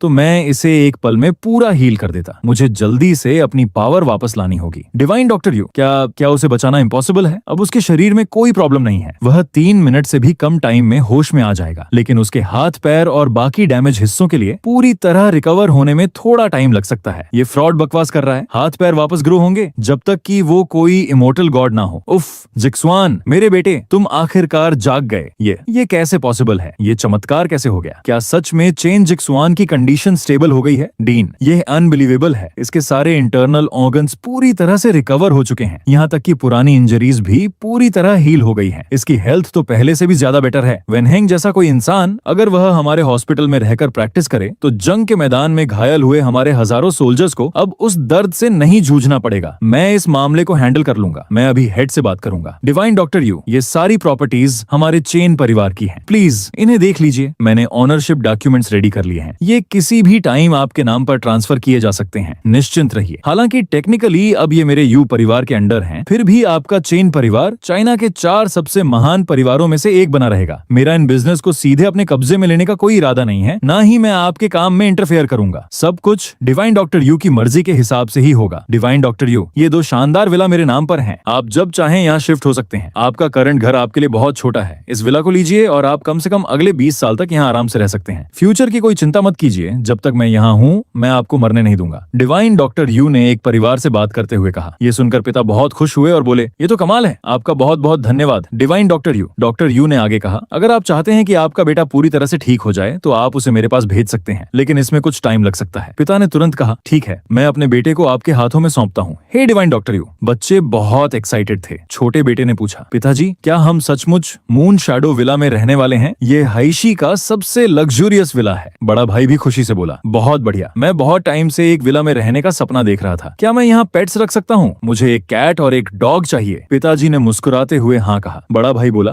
बहुत बढ़िया। अब मेरी लाइफ के गोल में बस एक ही चीज बची है, वो है एक बड़ा स्टार बनना। तभी छोटे भाई ने हैरानी से कहा, वाह, ये स्विमिंग पूल कितना बड़ा है। अब मैं हर दिन तैर सकता हूँ। डिवाइन डॉक्टर यू ने मन ही मन सोचा कि चेन जाने को चीजों को हैंडल करना बखूबी आता है। मुझे उसे सही रिवॉर्ड देना चाहिए। उन्होंने हैरानी से कहा, एल्डर चेन, आप ऐसे कैसे हो गए? हम बस कुछ ही दिन अलग रहे हैं और आप कम से कम 30 साल यंगर लग रहे हैं। एल्डर चेन हंसते हुए बोले, हाँ, डिवाइन डॉक्टर यू तो खुद 60 साल के हैं। क्या आपको नहीं लगता कि वो मुझसे भी छोटे दिखते हैं? डॉक्टर यू ने कहा, एल्डर चेन, क्या मैं आपसे हॉस्पिटल जाकर पूरी जांच करवाने की रिक्वेस्ट कर सकता हूँ? अगर आपके बॉडी ऑर्गन सचमुच पहले की तरह यंग हो गए हैं, जैसा कि आपके फेस से लगता है, तो पूरी ह्यूमैनिटी के लिए ये एक हिस्टोरिकल घटना होगी। एल्डर चेन तुरंत मान गए। डॉक्टर यू ने बताया कि उन्होंने इन सर्वेंट्स को बहुत सोच समझ कर चुना है। ये ईमानदार और भरोसेमंद हैं और आपकी फैमिली की देखभाल करेंगे। तभी मेडिकल टीम की हेड वहाँ आई और बोली, आपको डिस्टर्ब करने के लिए माफ कीजिए डिवाइन डॉक्टर यू। मैं आज यहाँ सबसे पहले चेन जिक्सुआन को बचाने के लिए आपका धन्यवाद करने और दूसरी एक हेल्प मांगने आई हूँ। डॉक्टर यू ने उन्हें बैठने को कहा। वह आगे बोली, चेन जिक्सुआन के ट्रीटमेंट के संबंध में मैं यह जानना चाहती हूँ कि आपने कौन सा मेथड यूज किया। यदि आप इसका खुलासा करने में कंफर्टेबल नहीं है तो कोई बात नहीं। मुझे पूरी उम्मीद है कि मैं आपको हॉस्पिटल में हमारी मेडिकल टीम को लीड करने के लिए इन्वाइट करूंगी और आपके साथ एकेडमिक एक्सचेंज की भी आशा करती हूँ। डॉक्टर यू ने समझाया, मेरा मेथड सभी के लिए सूटेबल नहीं है, लेकिन मैं ट्रेडिशनल चाइनीज मेडिसिन की आर्ट को आगे बढ़ा सकता हूँ। कंडीशन बस ये है कि आप जिस पर्सन को चुने उसमें ट्रेडिशनल चाइनीज मेडिसिन का टैलेंट होना चाहिए। मेडिकल हेड ने धन्यवाद दिया और कहा कि वह पर्सनली बेस्ट कैंडिडेट्स सेलेक्ट करेंगे। उन्होंने एक और रिक्वेस्ट की, कुछ दिनों में एक बहुत ही वीआईपी पर्सन हाइशी आ रहे हैं। कृपया मेरी रिक्वेस्ट है कि आप उनके टेस्ट में हमारी हेल्प करें। डॉक्टर यू ने हामी भरी। इसके बाद डॉक्टर यू ने श्याओ जिंग से कहा कि वो ये चीजें एल्डर चेन को दे दें। वो मजाक में बोले, अब तुम उन्हें एल्डर चेन नहीं कह सकती, तुम मुझे जो चाहो कह सकती हो, तुम मुझे लिटिल चेन भी कह सकती हो। सब हंस पड़े। डॉक्टर यू ने कुछ स्पिरिचुअल टी लीव्स और एक 1000 ईयर ओल्ड गिनसेंग किंग देते हुए बताया, स्पिरिचुअल टी को नॉर्मल तरीके से पिया जा सकता है। ये माइंड और सोल को शांत करती है और बॉडी को स्ट्रॉन्ग बनाती है। इसे लंबे समय तक पीने से लाइफ फोर्स भी बढ़ सकती है। गिनसेंग किंग की बात करें तो इसका एक टुकड़ा काटकर किसी क्रिटिकल मोमेंट में मुंह में डाल लें, यह जान बचा सकता है। एल्डर चेन ने धन्यवाद दिया और डॉक्टर यू ने इसे छोटी मोटी बातें बताकर एक्सेप्ट करने को कहा। डॉक्टर यू ने सोचा कि मून शैडो विला वाकई एक शानदार जगह है। यहाँ की स्पिरिचुअल एनर्जी सी व्यू नंबर 1 से 10 गुना ज्यादा सघन है। दरअसल इस माउंटेन रेंज में स्पिरिचुअल एनर्जी का खजाना है। उन्होंने याद किया कि श्वान शू ऑफ डिडक्शन उन्हें एक सीक्रेट रियल्म से मिला था, जिसके ओरिजिनल मास्टर ट्रिब्यूलेशन स्टेज के महान एक्सपर्ट थे। ये मेंटल कल्टीवेशन मेथड अत्यंत मिस्टीरियस है। नासेंट सोल स्टेज तक कल्टीवेट करने के बाद इंसान को लगातार डिडक्शन करके अपनी एक यूनिक कल्टीवेशन मेथड बनानी पड़ती है। जो लोग इसका प्रैक्टिस करते हैं उनकी पावर और डिवाइन कॉन्शियसनेस अपने लेवल के लोगों से कहीं ज्यादा होती है और वे हाई लेवल के लोगों को भी चैलेंज कर सकते हैं। लेकिन अगर डिडक्शन फेल हो जाए तो सबसे अच्छा यही होगा कि डांटियन पूरी तरह डिस्ट्रॉय हो जाए और सबसे बुरा यही होगा कि मौत हो जाए। ओरिजिनल मास्टर की मौत भी डिडक्शन फेल होने के कारण ही हुई थी। डॉक्टर यू ने सोचा कि सेक्ट को रिवाइव करने के लिए उन्होंने दृढ़ निश्चय से यह मेथड चुना था। उन्हें चट्टान गिरने से बचने की उम्मीद नहीं थी, बल्कि बिजली गिरने से मरने की उम्मीद थी। यूची, चलो बास्केटबॉल खेलते हैं। तुम आजकल स्कूल के बाद जल्दी में रहते हो। मैंने तुमसे ऑनलाइन गेम खेलने को कहा था, लेकिन तुमने नहीं खेला। तुम्हें बास्केटबॉल में जरा भी इंटरेस्ट नहीं है? आखिर चल क्या रहा है? यूची के दोस्त ने पूछा। यूची ने बताया, क्योंकि मैं हाल ही में नए घर में शिफ्ट हुआ हूँ। ये थोड़ा दूर है। रोज मेट्रो और बस से जाने में ही ही मुझे 1 घंटा लग जाता है। दोस्त ने कहा, बस 1 घंटा ही तो है ना? मैं रोज यही करता हूँ। तुम तो दोस्तों के साथ बहुत दिनों से नहीं घूमे। हमें आज एक गेम खेलना है। यूची मान गया। ठीक है, चलो आज कुछ गेम खेलते हैं। गेम के बाद मैं तुम सबको ड्रिंक्स पिलाऊंगा। हाँ। दोस्तों ने मजाक उड़ाया। अरे यूची, बढ़िया, नए घर में शिफ्ट होने के बाद अमीर हो गए। हाँ, तुम्हें तो पता है हमें ड्रिंक्स कैसे पिलानी है। आज तो सूरज पश्चिम से उग रहा होगा। गेम के दौरान यूची ने एक शानदार शॉट मारा। शानदार शॉट यूची, वह 3 पॉइंटर कमाल का था। तभी कुछ लड़के आकर बोले, हमें ये कोर्ट चाहिए, तुम लोग वहाँ जाओ। यूची के दोस्त ने कहा, भाई जो पहले आएगा उसे पहले जगह मिलेगी। आते ही हमसे अपनी जगह छोड़ने को कहना थोड़ा अनैतिक है, नहीं लगता? उन लड़कों ने कहा, हमने इस कोर्ट पर पहले दावा किया था। अगर तुम पहले ही इसका इस्तेमाल कर लेते तो कोई बात नहीं। अब विनम्रता से हमसे माफी मांगो और तुरंत चले जाओ। क्यों? हम बहुत पहले यहाँ आ गए थे। इस जगह को सिक्योर करने के लिए हमने सुबह से बारी बारी से पहरा दिया। समझदारी दिखाओ और अभी निकल जाओ, वरना मैं तुम्हें सबक सिखाऊंगा। बात बिगड़ गई और स्कूल में ही लड़ाई हो गई। सब डीन के ऑफिस में थे। डीन गुस्से में चिल्लाए, तुम्हारी हिम्मत तो देखो, स्कूल में ही लड़ाई। क्या तुम में से कोई अब पढ़ना नहीं चाहता? तुम्हें क्या लगता है ये जगह क्या है कि तुम जब चाहो तब लड़ सकते हो? मुझे ठीक ठीक बताओ क्या हुआ? यूची के दोस्त ने कहा, डैन, ये हमारा रिजर्व्ड कोर्ट था, लेकिन इन्होंने इसे छीन लिया। इन्होंने तो हमें पहले धक्का भी दिया। दूसरा लड़का बोला, बकवास, कोर्ट चुराने की कोशिश तो तुम ही कर रहे थे, तुमने ही हमें पहले धक्का दिया। दोस्त ने कहा, बकवास, साफ है कि तुम ही गड़बड़ कर रहे थे। डीन ने सबको चुप कराया। बस करो, सब चुप हो जाओ। इसकी शुरुआत किसने की? अपने पेरेंट्स को फोन करो, देखते हैं कब तक तुम लोग ऐसे अकड़ दिखाते रहोगे। यूची के दोस्त ने धीरे से कहा, चियांग के परिवार में सिर्फ एक दादी है जिनकी नजर कमजोर है। अगर दादी आई तो टेंशन से बीमार पड़ सकती हैं। यूची ने डीन से कहा, डीन, मैंने शुरुआत की थी, लेकिन हमने कोर्ट के लिए लड़ाई नहीं की और न ही हमने लड़ाई शुरू की। दूसरा लड़का चिल्लाया, तुम झूठ बोल रहे हो, तुमने ही मुझे मारा है। डीन, देखो मेरा चेहरा उसकी वजह से सूजा हुआ है। डीन ने पूछा, तुम्हारा नाम यूची है ना? यूकी ने हाँ कहा। डीन ने कहा, तुम्हारे पेरेंट्स कहाँ हैं? अपने पेरेंट्स को फोन करो, उनसे कहो कि तुरंत यहाँ आए। यूची ने मन ही मन सोचा, पिताजी आजकल हर दिन बड़े लोगों से सीख रहे हैं और वो एक मूवी सेट पर हैं। अगर मैं माँ को फोन करूँ तो मुझे तो पक्का मार पड़ेगी। बेहतर होगा कि मैं अपने बड़े भाई को बुला लूं। बड़ा भाई मुझे सबसे ज्यादा प्यार करता है। वो इतना दयालु है कि वो माँ को इसके बारे में बिल्कुल नहीं बताएगा। बाहर एक शानदार गाड़ी आकर रुकी। वाह, क्या शानदार गाड़ी है! ये किसकी रोल्स रॉयस है? एक ने पूछा। मुझे उम्मीद नहीं थी कि कोई इतना अमीर हमारे स्कूल में होगा। दूसरे ने कहा, ये कोई हैरानी की बात नहीं है, बोर्ड के सदस्यों की गाड़ियां भी तो इतनी ही अच्छी होती हैं। गाड़ी से दादाजी और बड़ा भाई उतरे। दादाजी ने कहा, यूची फर्स्ट ईयर के डीन के ऑफिस में है। मैंने उसे सिर्फ एक बार टर्म की शुरुआत में वहाँ छोड़ा था। अब सिर्फ ऑफिस का नाम बताकर ही मुझे उलझन हो रही है। मैं पहले किसी से रास्ता पूछ लेता हूँ। बड़े भाई ने कहा, पूछने की जरूरत नहीं, मेरे पीछे आओ। ऑफिस में डीन डांट रहे थे। यूची, खुद को देखो, देखो तुमने क्या कर दिया, और अब भी अपनी गलती नहीं मान रहे। मैं अब और कुछ समझाना नहीं चाहता। यूची ने सोचा, भाई मुझे बचा लो, मैं तो गया काम से। दादाजी भी क्यों आ गए? डीन ने पूछा, क्या आप यूची के पेरेंट्स हैं? बड़े भाई ने कहा, हाँ, हम उसके 2 भाई हैं। डीन ने कहा, आपने उसे कैसे पाला पोसा? स्कूल में लड़ने की हिम्मत कैसे हुई? उसे घर ले जाओ और तुरंत सबक सिखाओ। बड़े भाई ने पूछा, टीचर, क्या मैं पूछ सकता हूँ कि ये लड़ाई असल में कैसे शुरू हुई? डीन ने कहा,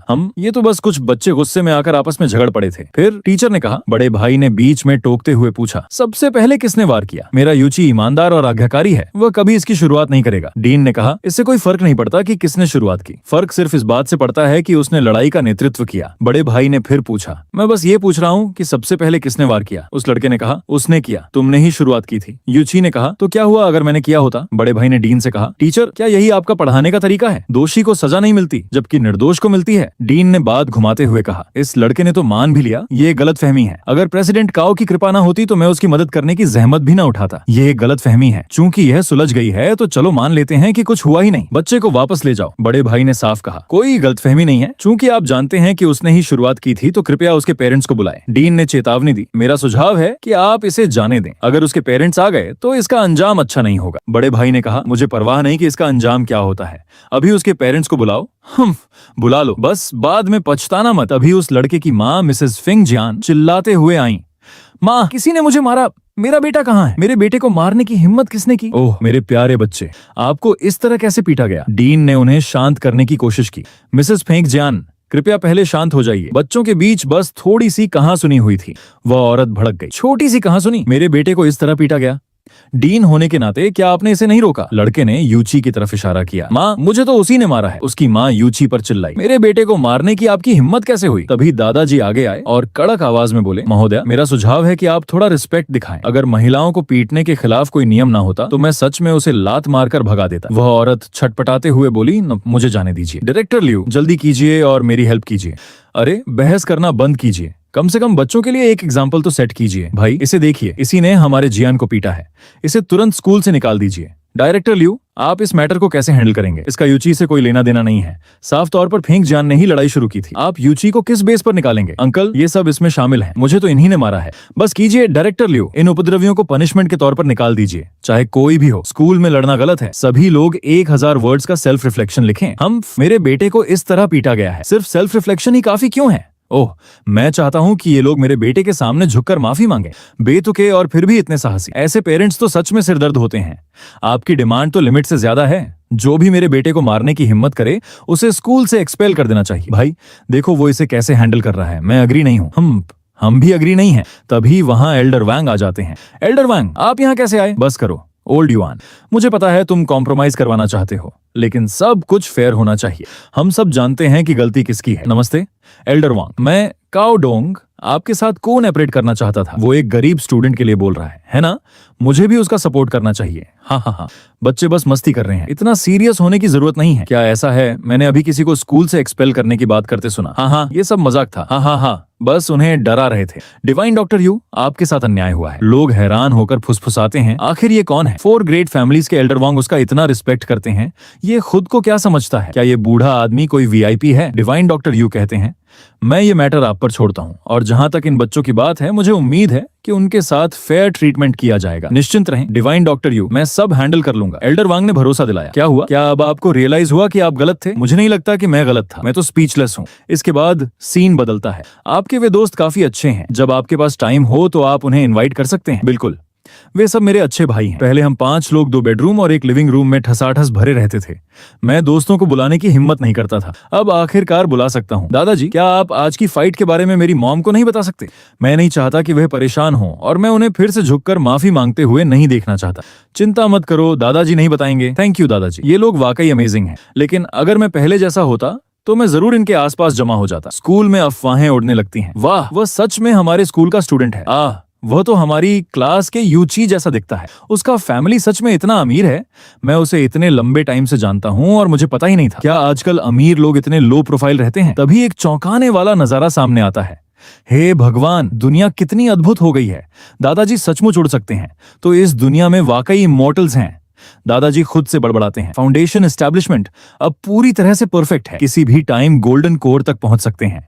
मुझे अभी भी ट्रिब्यूलेशन से निपटने के लिए एक शांत जगह ढूंढनी है। इस नए घर को बर्बाद होने से बचाने। सिविलियन, तुम बस वहीं क्यों खड़े हो? दादाजी, क्या अभी कोई मैजिक हुआ था? ये क्या बकवास कर रहे हो? इस दुनिया में गॉड्स कहां से आते हैं? Immortal art. दादाजी, मुझे बेवकूफ मत बनाओ, मैंने सब कुछ देखा है। तुम जरूर कल्टीवेटर होगे, है ना? इसीलिए तो तुम अपना करंट रूप बनाए रखने में कामयाब रहे हो। दादाजी, क्या आप चेक कर सकते हैं कि आपके पोते में स्पिरिचुअल रूट्स हैं या नहीं? क्या मैं कल्टीवेशन कर सकता हूँ? दादाजी मन ही मन सोचते हैं, अगर सभी बच्चों में स्पिरिचुअल रूट्स हैं तो मैं उन्हें साथ में कल्टीवेशन के लिए ले जाऊंगा, ताकि उनके बॉडी और हेल्थ को मजबूती मिले। क्या तुम कल्टीवेशन करना चाहते हो? बिल्कुल, लेकिन क्या तुम जानते हो कि कल्टीवेशन के बाद तुम्हें क्या क्या फेस करना पड़ेगा?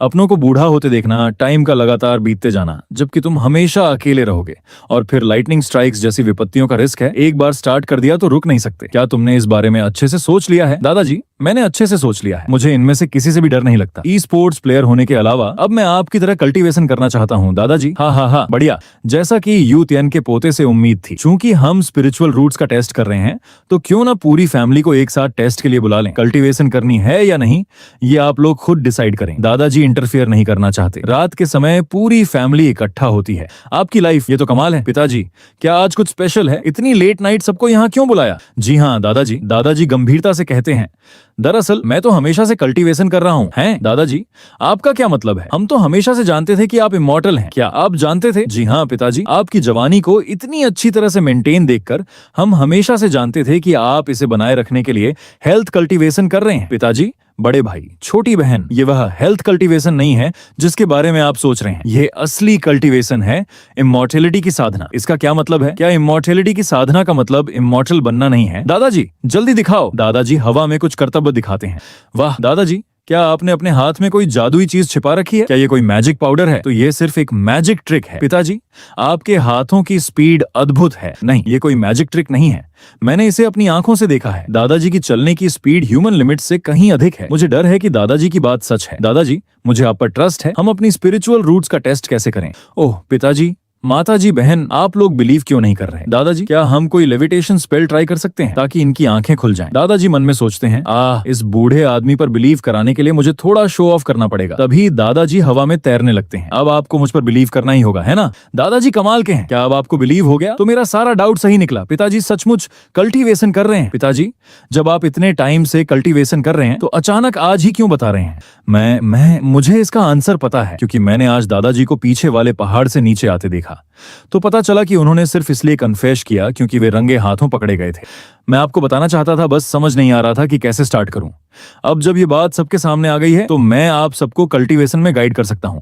लेकिन कल्टीवेशन आसान नहीं है। मुझे आंसर देने से पहले अच्छे से सोच लीजिए। दादाजी, और कुछ कहने की जरूरत नहीं है। मैं जरूर कल्टीवेशन करना चाहता हूं। मैंने इस बारे में अच्छी तरह सोच लिया है। पिताजी, क्या कल्टीवेशन करने से इमॉर्टैलिटी प्राप्त होती है? कल्टीवेशन बढ़ने के साथ साथ लाइफ स्पैन भी नेचुरली बढ़ता है, लेकिन हर कोई कल्टीवेशन नहीं कर सकता। कुछ लोग सालों तक ट्राई करते हैं और फिर भी अपनी बॉडी में ची एनर्जी नहीं खींच पाते, बस अपना टाइम वेस्ट करते हैं। आप आराम से सोच सकते हैं, मेरी फैमिली में बहुत सारे रिलेटिव्स हैं। अगर मेरी उम्र नहीं बढ़ी तो उन्हें जरूर कुछ सस्पिशियस लगेगा। पिताजी, ये कोई छोटी बात नहीं है, सुहुआ, और मुझे इस पर ठीक से डिस्कस करना होगा। हालांकि मैं थोड़ी जिद्दी हूं और मुझे नहीं पता कि मैं कर पाऊंगी या नहीं, लेकिन दादाजी, मैं ट्राई करना चाहती हूँ। मैं आपके साथ कल्टीवेशन करना चाहती हूँ। ठीक है, कर सकती हो। तुम जो भी चूज करो, दादाजी तुम्हारा सपोर्ट करेंगे। ये तो नॉवेल्स वाली कल्टीवेशन है और तुम हमेशा यंग रह सकती हो। दादाजी, मैं भी कल्टीवेशन करना चाहती हूँ। मैं इस चांस को बिल्कुल मिस नहीं कर सकती। दादाजी मुस्कुराते हैं। ये स्मार्ट गर्ल शायद बस अपनी यूथ बरकरार रखना चाहती है। चूंकि तुम तीनों नन्हे मुन्ने कल्टीवेशन करना चाहते हो तो पहले तुम्हारी स्पिरिचुअल पावर का टेस्ट कर लेते हैं। तभी दादाजी हवा से कुछ निकालते हैं। हवा से चीजें प्रकट करना। पिताजी, ये किस तरह की इमॉर्टल आर्ट है? बस एक स्टोरेज स्पेस। फ्यूचर में तुम्हारे पास भी एक होगा। पहले कौन जाना चाहता है? मैं सबसे छोटा हूं। बेहतर होगा कि बिग ब्रदर पहले जाएं। अगर मुझ में कोई टैलेंट ही ना हो तो क्या होगा? और मैं कल्टीवेशन नहीं कर सकी तो फिर क्या? अरे टेंशन मत लो बच्ची, बस अपना हाथ इस पर रखो। मैं पूरी कोशिश करूंगी, भले ही मैं कल्टीवेशन ना कर पाऊं। दादाजी मेरी प्रोटेक्शन जरूर करेंगे। Metal spiritual root, average potential. शाबाश बच्चे। दादाजी, क्या धातु यानी मेटल स्पिरिचुअल रूट शक्तिशाली होती है? क्या ये एक अच्छा गुण है? हजारों में से किसी एक के पास ही स्पिरिचुअल रूट हो सकती है। एक गुण का होना ही बहुत बेहतरीन बात है।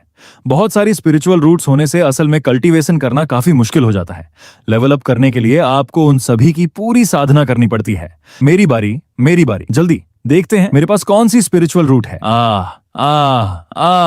Pure water spiritual root. ये कैसे संभव है? ये तो एक परफेक्ट स्पिरिचुअल रूट है। हाई ग्रेड की वाटर स्पिरिचुअल रूट। किस्मत से ये ब्लू स्टार है। अगर कोई और दुनिया होती तो उसे कल्टीवेशन वेसल बनाने के लिए छीन लिया गया होता। मैं अपनी पोती को कभी भी ऐसा दर्द नहीं सहने दूंगा। मुझे उसकी पूरी सुरक्षा करनी होगी। Water spiritual root, high grade की योग्यता। वाह, मेरे पास भी एक स्पिरिचुअल रूट है। बहुत बढ़िया। अब मैं भी कल्टीवेशन कर सकती हूँ। ही चाहे अर्थ हो या कोई और दुनिया, मुझे उसकी आंखों की चमक की रक्षा करनी ही होगी। अब मेरी बारी। आखिरकार मेरी बारी आ ही गई। दादाजी, कुछ क्यों नहीं हो रहा है? क्या मेरे पास स्पिरिचुअल रूट नहीं है? क्या हो रहा है? हाँ। दादाजी, क्या मेरे पास स्पिरिचुअल रूट है? हाँ। मुझे डिवाइन स्पिरिचुअल रूट की बिल्कुल उम्मीद नहीं थी, जो 10 करोड़ सालों में सिर्फ एक बार ही मिलती है। हमारे परिवार में सच में 2 डिवाइन स्पिरिचुअल रूट्स हैं। दादाजी, क्या मेरे पास डिवाइन स्पिरिचुअल रूट है? और दूसरा कौन है? एक और है, और वो मैं हूँ, तुम्हारा दादाजी। वाह, मेरे पास तो बिल्कुल दादाजी जैसी ही स्पिरिचुअल रूट है। ये तो कमाल हो गया। डिवाइन स्पिरिचुअल रूट्स एकदम प्योर होती हैं, इसीलिए इनका कोई रंग नहीं होता। तुम 5 एलिमेंट्स में से किसी को भी चुनकर कल्टीवेशन कर सकते हो। इसमें कल्टीवेशन की स्पीड बाकी स्पिरिचुअल रूट्स के मुकाबले बहुत तेज होती है।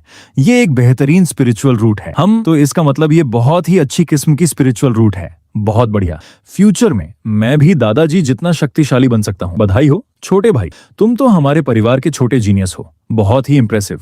अब से तुम्हें अपनी बहन का ख्याल रखना होगा। मेरे तीनों बच्चों के पास स्पिरिचुअल रूट्स हैं। मुझे नहीं पता था कि मैं इतनी लकी हूँ कि मुझे ये सब देखने को मिलेगा। आओ जेटिंग, तुम भी ट्राई करो। पिताजी, मैंने अभी तक डिसाइड नहीं किया है कि मुझे ये सीखना है या नहीं। कोई बात नहीं, तुम और सुहुआ दोनों ट्राई करके देखो। अगर तुम कल्टीवेशन नहीं करना चाहती तो एक नॉर्मल इंसान की तरह रहना भी बिल्कुल ठीक है। तुम जो भी चुनो, तुम्हारे पिताजी हमेशा तुम्हारा साथ देंगे। ये सुनकर मुझे बहुत राहत मिली। मुझे भी देखने दो। ये क्या है? क्या ये टेस्टर खराब हो गया है? ये लाइटनिंग एट्रीब्यूट है। लाइटनिंग एक बहुत ही अग्रेसिव और अटैकिंग गुण होता है। इसकी कल्टीवेशन पोटेंशियल भी हाई क्लास की है। बेशक तुम्हें कल्टीवेशन करना है या नहीं, ये पूरी तरह तुम पर निर्भर करता है। आओ सुहुआ, अब तुम भी ट्राई करो। ओह, ये तो ग्रीन लाइट है। हरी, मुझे गैस करने दो, क्या यह 5 एलिमेंट्स का वुड एट्रीब्यूट है? वुड एट्रीब्यूट भी एक्सीलेंट होता है। ये पौधों को अटैक करने के लिए कंट्रोल कर सकता है और सभी चीजों की ग्रोथ बढ़ा सकता है। वाह, इसीलिए तो माँ के फूल हमेशा सबसे अच्छे होते हैं। तो यह वुड एट्रीब्यूट है। तुम लड़की कितनी मीठी बातें करती हो। परिवार में सभी के पास स्पिरिचुअल रूट्स हैं। आप सभी आज रात से ही कल्टीवेशन शुरू करें। अपने शरीर में एनर्जी का फ्लो बनाएं। यह मंत्र आपके सी ऑफ कॉन्शियसनेस में समाहित हो चुका है। आप दोनों आराम से सोचें, कोई जल्दी नहीं है। कल उस खास व्यक्ति से मिलने के बाद मुझे इस गोल्डन ट्रिब्यूलेशन का सामना करने के लिए एक शांत जगह की जरूरत पड़ेगी। इस ट्रिब्यूलेशन के बाद मैं सच में एक बार फिर से कल्टीवेशन के रास्ते पर आगे बढ़ूंगा। Mister Yu, traditional Chinese medicine के उत्तराधिकारियों को लेकर मुझे अब तक 2 सही कैंडिडेट्स मिले हैं। मैं सोच रहा था कि मैं उन्हें आपसे मिलने के लिए कब भेज सकता हूँ। बस 1 हफ्ता और इंतजार करें, फिर उन्हें सीधे विला एरिया में भेज देना। वो चेन जिक्सुआन सच में एक मजबूत कैरेक्टर वाला इंसान है, बहुत ही रेयर। हालांकि वो अभी बिस्तर पर है और बोल नहीं सकता, फिर भी उसने ब्लड टेस्ट में पूरी तरह से कोऑपरेट किया है। आज हॉस्पिटल की सिक्योरिटी इतनी कड़ी है कि एक मक्खी भी अंदर नहीं जा सकती। कृपया बॉडी सर्च में कोऑपरेट करें, चेकिंग जारी रखें। वैसे अगर मैं सच में कोई हथियार अंदर लाना चाहूं तो भी वो किसी को नहीं मिलेगा। चौड़ा माथा और ऊंची नाक, जिसमें से एक हल्की सी ड्रैगन जैसी आभा झलक रही है। जैसी कि उम्मीद थी, ये तो ट्री के मास्टर हैं। इस नौजवान में ऐसी क्या खास बात है, इसी वजह से आप उन्हें इतनी इंपॉर्टेंस देते हैं। प्लीज बैठिए। नमस्कार सर, मैंने आपके बारे में बहुत कुछ सुना है। मुझे यह जानने की बहुत उत्सुकता है कि आपने जिक्सुआन का इलाज कैसे किया, इसीलिए मैं आपसे पर्सनली मिलने आया हूँ। आप बहुत दयालु हैं सर, किसी की जान बचाना ही तो हमारा फर्ज है। जिक्सुआन के कांटेक्ट में आने वाला हर इंसान बीमार पड़ गया। मैं सोच रहा था कि क्या आपके पास इसका कोई इलाज है। ये स्पिरिचुअल लिक्विड है, इसे पानी में डालें और पी लें। सिर्फ 15 मिनट में शरीर से वायरस पूरी तरह गायब हो जाएगा। ऐसी चमत्कारी स्पिरिचुअल मेडिसिन, क्या ये सच में वायरस को इतनी जल्दी खत्म कर सकती है? इस मेडिसिन का सोर्स अनकोन है। मैं सर को इसे डायरेक्ट छूने नहीं दे सकता, मुझे थोड़ी सावधानी बरतनी होगी। ये सेक्रेटरी काफी अलर्ट है। यू फैमिली के पास काफी पावर है, मुझे उन पर और ज्यादा इंप्रेशन जमाना होगा। ये पिल आपकी करंट फिजिकल कंडीशन को पूरी तरह से ठीक कर सकती है। आप दिखने में तो जवान लगते हैं, लेकिन लंबे समय तक थकान की वजह से आपके बॉडी फंक्शंस पर असर पड़ रहा है। क्या इस मेडिसिन की फार्माकोलॉजी की स्टडी की जा सकती है? मैं सिर्फ अपने बारे में नहीं सोच सकता, इसमें मौजूद कई जड़ी बूटियां मिलना बेहद मुश्किल है। मुझे डर है कि इसका मास प्रोडक्शन करना इम्पॉसिबल है। मैं समझता हूँ, ये सच में दुख की बात है। आप इसका इस्तेमाल करके कोई अल्टरनेटिव खोज लें, मैंने फार्मूला लिख दिया है। मुझसे कभी भी कांटेक्ट कर सकते हैं। धन्यवाद। हुआशिया के लिए आप जैसे डिवाइन डॉक्टर का होना बहुत बड़ा सौभाग्य है। सच में हमारे देश के लिए ये एक बड़ा आशीर्वाद है। ये सूप न सिर्फ वायरस को दूर करता है, बल्कि पब्लिक को भी बहुत फायदा पहुंचाता है। ये नुस्खा सच में अमूल्य है। आप मेरी कुछ ज्यादा ही तारीफ कर रहे हैं सर, ये तो बस मेरा फर्ज है। हाँ, मिस्टर यू, सन्यासी और मास्टर आम तौर पर अपने लोगों को लेकर बहुत प्रोटेक्टिव होते हैं। आप ये डिवाइन फॉर्मूला हमें सौंपने के लिए क्यों तैयार हो गए? एक दुश्मन देश ने हमारी इज्जत को ठेस पहुंचाने के लिए हमें ये झड़ दिया। मैं अपने देश पर विदेशी दुश्मनों के ऐसे हमले को कैसे बर्दाश्त कर सकता था? अपने देश के लिए दिल में ऐसा सच्चा प्यार होना सच में बहुत टचिंग है। बच्चे सभी बहुत अच्छे से कल्टीवेशन कर रहे हैं। जेटिंग, मैं एकांत में मेडिटेशन करने के लिए कहीं और जा रहा हूँ। पिताजी, इस बार आप कहाँ कल्टीवेशन करने का प्लान बना रहे हैं? चांगबाई माउंटेन को हमेशा से एक फेरीलैंड कहा जाता रहा है, शायद वहाँ अब आबादी कम होगी। मैं वहीं जाऊंगा। पिताजी, चांगबाई माउंटेन अब एक बहुत बड़ा टूरिस्ट स्पॉट बन चुका है, वहाँ हर दिन भीड़ रहती है। वो जगह यकीनन आपको डिस्टर्ब करेगी। लगता है समय बदल गया है। तो क्या तुम जानते हो कि कोई सुनसान पहाड़ कहाँ मिलेगा? हैशी से थोड़ी ही दूरी पर एक बंजर पहाड़ी इलाका है, वहाँ कोई फसल नहीं उगती। अब सभी लोग वहाँ से जा चुके हैं। बुरा नहीं है, मैं वहीं जाऊंगा। तो फिर मैं आज रात ही निकलूंगा। ठीक है, फिर मैं आज रात आपको एयरपोर्ट या हाई स्पीड रेलवे स्टेशन तक ड्रॉप कर दूंगा। कोई जरूरत नहीं है, मैं किसी ट्रांसपोर्ट का यूज करने का प्लान नहीं बना रहा हूँ। मैं वहाँ खुद पहुंच सकता हूँ। आज के इस मॉडर्न समाज में हर जगह सर्विलांस है। एक शांत जगह ढूंढना वाकई बहुत मुश्किल काम है। खैर, आखिरकार मुझे ये सुनसान और गहरे पहाड़ मिल ही गए। मेरी डिवाइन कॉन्शियसनेस फैल चुकी है। आसपास कोई जीवित प्राणी नहीं है, मुझे डिस्टर्ब करने वाला कोई नहीं है। मैं यहीं इस ट्रिब्यूलेशन का सामना कर सकता हूँ। वाह, कितना रिफ्रेशिंग है। ये फाउंडेशन एस्टैब्लिशमेंट की लाइटनिंग ट्रिब्यूलेशन तो बहुत कमजोर है, मेरी हड्डियों को मजबूत करने के लिए एकदम परफेक्ट। भागने की कोशिश कर रहे हो? चुपचाप मेरे लिए न्यूट्रिशन बन जाओ। आखिरकार एब्जॉर्प्शन पूरा हो ही गया। अब अपनी कल्टीवेशन को मजबूत करने का समय आ गया है। क्या इस लाइटनिंग ट्राइबुलेशन के नीचे अभी भी कुछ जिंदा बचा है? क्या कोई छुपकर घात लगा रहा है? मैंने सोचा था कि ये कोई बहुत बड़ा मॉन्स्टर होगा, लेकिन पता चला कि ये तो बस एक चूहा है जो मरने की एक्टिंग कर रहा है।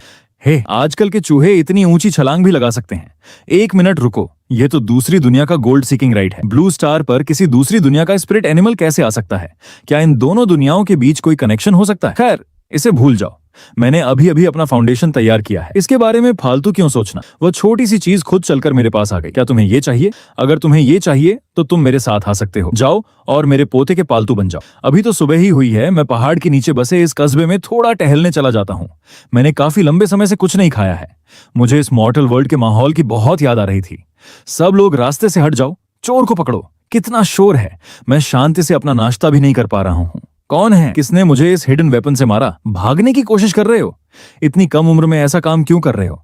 लोगों को लूटने पर क्यों तुले हो? धन्यवाद आप सभी का।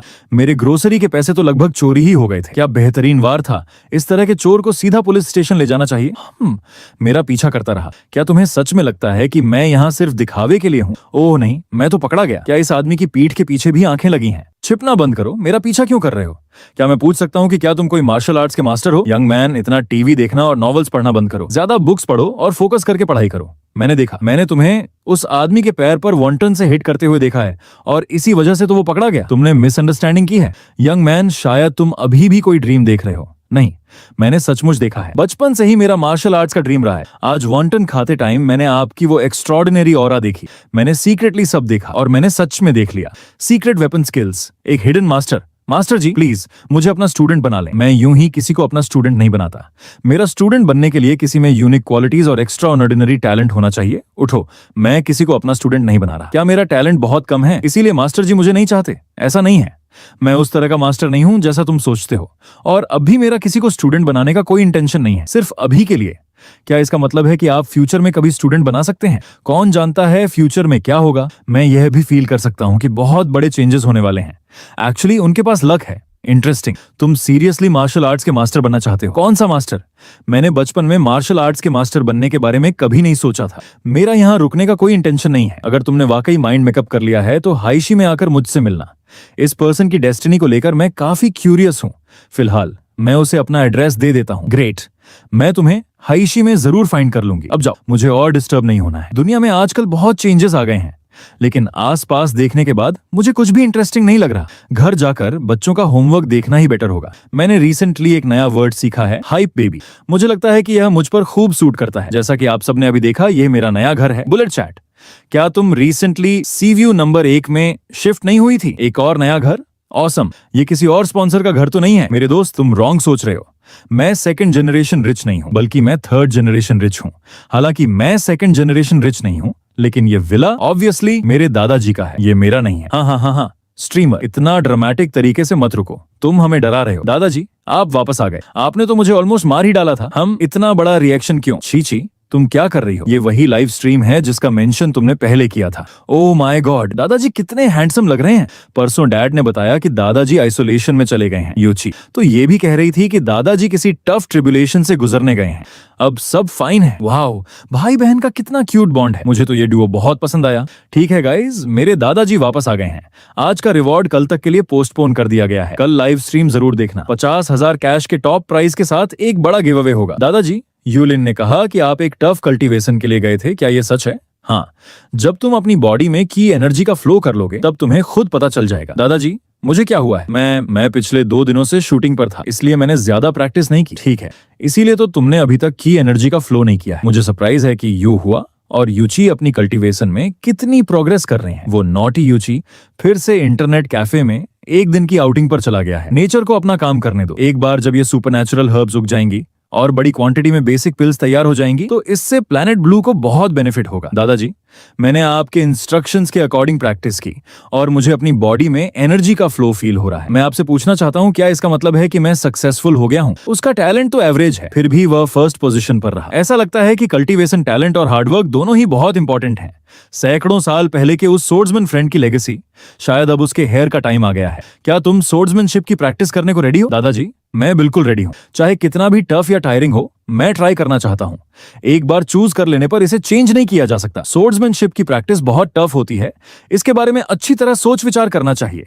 सोर्ड्समैनशिप की प्रैक्टिस स्लो होती है और इसके लिए एक स्ट्रॉन्ग फाउंडेशन का होना बहुत जरूरी है। लेकिन अगर तुम इसमें मास्टरी हासिल कर लेते हो तो तुम्हारी पावर अनबिलीवेबली बढ़ जाएगी। अगर दादाजी कहते हैं कि ये बेस्ट है तो यह मेरे लिए बेस्ट ही होगा। मैं आपके बताए पाथ पर ही चलूंगा। ये मेरे ओल्ड फ्रेंड की स्वॉर्ड है, तुमने इसकी टेक्निक इनहेरिट की है और अब ये स्वॉर्ड भी तुम्हारी ही है। अभी के लिए तुम इसे सिर्फ एक नॉर्मल स्वॉर्ड की तरह यूज कर सकते हो। एक बार जब तुम स्वॉर्ड हार्ट डेवलप कर लोगे तो ये ऑटोमेटिकली तुम्हें अपना मास्टर मान लेगी। थैंक यू दादाजी, मैं आपको डिसअपॉइंट नहीं करूंगा। इस गोल्डन रूल स्वॉर्ड स्क्रोल का फर्स्ट स्टेप एक स्ट्रॉन्ग बॉडी बनाना है, लेकिन मुझे नहीं पता कि अपनी बॉडी को कैसे ट्रेन करूं। हाँ, ये केवल नॉर्मल एक्सरसाइज नहीं है, इसमें मेडिसिनल हर्ब्स और कंटिन्यूअस प्रैक्टिस की रिक्वायरमेंट होती है। आइए मैं तुम्हारे लिए एक बेसिक बॉडी ट्रेनिंग मेथड बनाता हूँ। अभी से स्टार्ट करो। रोजाना विला एरिया के चारों ओर 5 राउंड्स लगाओ। ये 20 किलोमीटर्स है। रास्ते में मेरी सांस ऑलमोस्ट फूल गई थी।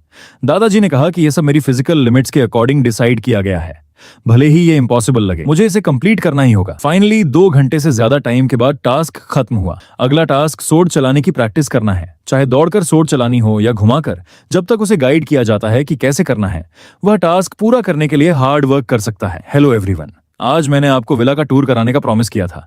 कल का टास्क कंप्लीट करने के बाद मैंने बॉस से प्रॉमिस किया था कि मैं लाइव स्ट्रीमिंग अच्छे से करूंगा। मैं आपको डिसअपॉइंट नहीं करूंगा। अरे उधर देखो दादाजी, क्या आप सोर्ड की प्रैक्टिस कर रहे हैं? अपना लेफ्ट हैंड स्ट्रेट रखो, पैर बेंड मत करो। तुम्हारा भाई पहले ही थ्रेशोल्ड पार कर चुका है, वह अब सोर्ड्समैनशिप सीख रहा है, ठीक है? क्या ये लेजी होने का एक इनडायरेक्ट तरीका नहीं है? दादाजी, मैं लाइव स्ट्रीम कर रहा हूं, क्या दूसरे इसे देख सकते हैं? हाँ, ये तो बस सोर्ड्समैनशिप की बेसिक प्रैक्टिस है, ये कोई बड़ा सीक्रेट नहीं है। ब्लू स्टार पर ये मैजिकल लग सकता है, लेकिन दूसरी वर्ल्ड में ये सोर्ड्समैनशिप की एक बिगिनर टेक्निक है जिसे बहुत से लोग जानते हैं। ये सुनकर कि ये सिर्फ सोर्ड्समैनशिप की बेसिक प्रैक्टिस है, मुझे रिलीफ मिला, क्योंकि सब इसे देखना चाहते हैं। मैं यहीं से लाइव स्ट्रीम करूंगा। ये सोर्ड्समैनशिप की टेक्निक बहुत ऑसम है। मैं भी हाँ, ये सोर्ड्समैनशिप की टेक्निक बहुत ग्रेट है। ये सोर्ड मैं भी इसे सीखना चाहता हूँ, मैं भी इसे सीखना चाहता हूँ, मैं भी सीखना चाहता हूँ। जल्दी से यूलिन की लाइव स्ट्रीम को वेबसाइट के होम पेज पे डालो। वीडियो लिंक इमीडिएटली ब्रॉडकास्ट पर वापस भेजो। उन दोनों कंपनीज ने सबको अपनी साइड कर लिया है। ये करप्ट बिजनेसमैन तो यूलिन से लाइव स्ट्रीम और कॉन्ट्रैक्ट चेंज करने के लिए कॉन्टैक्ट भी कर रहा है। इस बिग शॉट को कोई और अपनी साइड न मिला ले। ओ गॉड, इतने सारे लोग ऑनलाइन क्यों आ गए हैं? मैंने न तो अपनी स्किन बेची और न ही कुछ इनअप्रोप्रिएट किया। पता चला कि सब लोग सोर्ड्समैनशिप की स्किल्स को देखने आए हैं मेरी पॉपुलैरिटी की वजह से। इसमें कोई सरप्राइज नहीं कि इतनी क्राउड उमड़ी है। इसमें कोई सरप्राइज नहीं कि इतनी क्राउड उमड़ी। दादाजी बहुत टैलेंटेड हैं। इसमें कोई सरप्राइज नहीं कि इतनी क्राउड उमड़ी है। तुम्हें बेसिक्स को अच्छी तरह से समझना होगा। सक्सेस के लिए हरी मत करो। लगता है तुम्हें फील हो रहा है कि तुमने पहला मूव सीख लिया है, तो चलिए थोड़ी प्रैक्टिस करते हैं। दादाजी के साथ प्रैक्टिस, ठीक है, नर्वस मत हो। ये तो बस सोर्ड्समैनशिप का एक फ्रेंडली मैच है। मुझे देखने दो कि तुम्हें अभी कहाँ इंप्रूवमेंट की जरूरत है।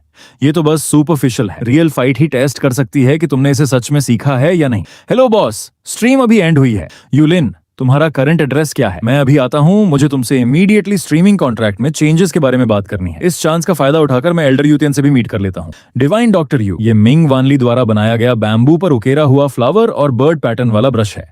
ये मेरे दादाजी का कलेक्शन है। उन्हें वह पेंटिंग बहुत पसंद आई जो आपने पहले सेंड की थी। ये आपके लिए एक स्पेशल गिफ्ट है। आपके दादाजी बहुत हम्बल हैं। जिया किंग उनसे डेली सीखती है। मैंने अभी तक उन्हें थैंक्स भी नहीं बोला है। उस पेंटिंग में हिडन स्पिरिचुअल एनर्जी है। ये माइंड और बॉडी की कंडीशन में इंप्रूवमेंट ला सकती है। इस ओल्ड वांग को इतनी जल्दी पेंटिंग के बेनिफिट्स का रियलाइज होने की उम्मीद बोझ नहीं थी। एल्डर वांग को मेरी तरफ से थैंक्स कहना। लिन बैकयार्ड में है, जाओ उसे फाइंड कर लो। ठीक है डिवाइन डॉक्टर यू, तो मैं बैकयार्ड में यूलिन को ढूंढने जाता हूँ। इस बच्चे का लिन के लिए अफेक्शन उसके फेस पर क्लियरली दिख रहा है। हालांकि वह एक सक्सेसफुल बिजनेसमैन है, फिर भी वह बहुत सिंपल है। लेकिन जब तक लिन उसे लाइक करती है, मैं इसे नहीं रोकूंगा। किसी भी सिचुएशन में मैं उसे हर्ट नहीं होने दूंगा। लिन हुयू प्लेटफॉर्म ने मुझसे कांटेक्ट किया है। हुयू ने आपसे क्यों कांटेक्ट किया? वे तुमसे एस क्लास स्ट्रीमर कॉन्ट्रैक्ट पर साइन करवाना चाहते हैं।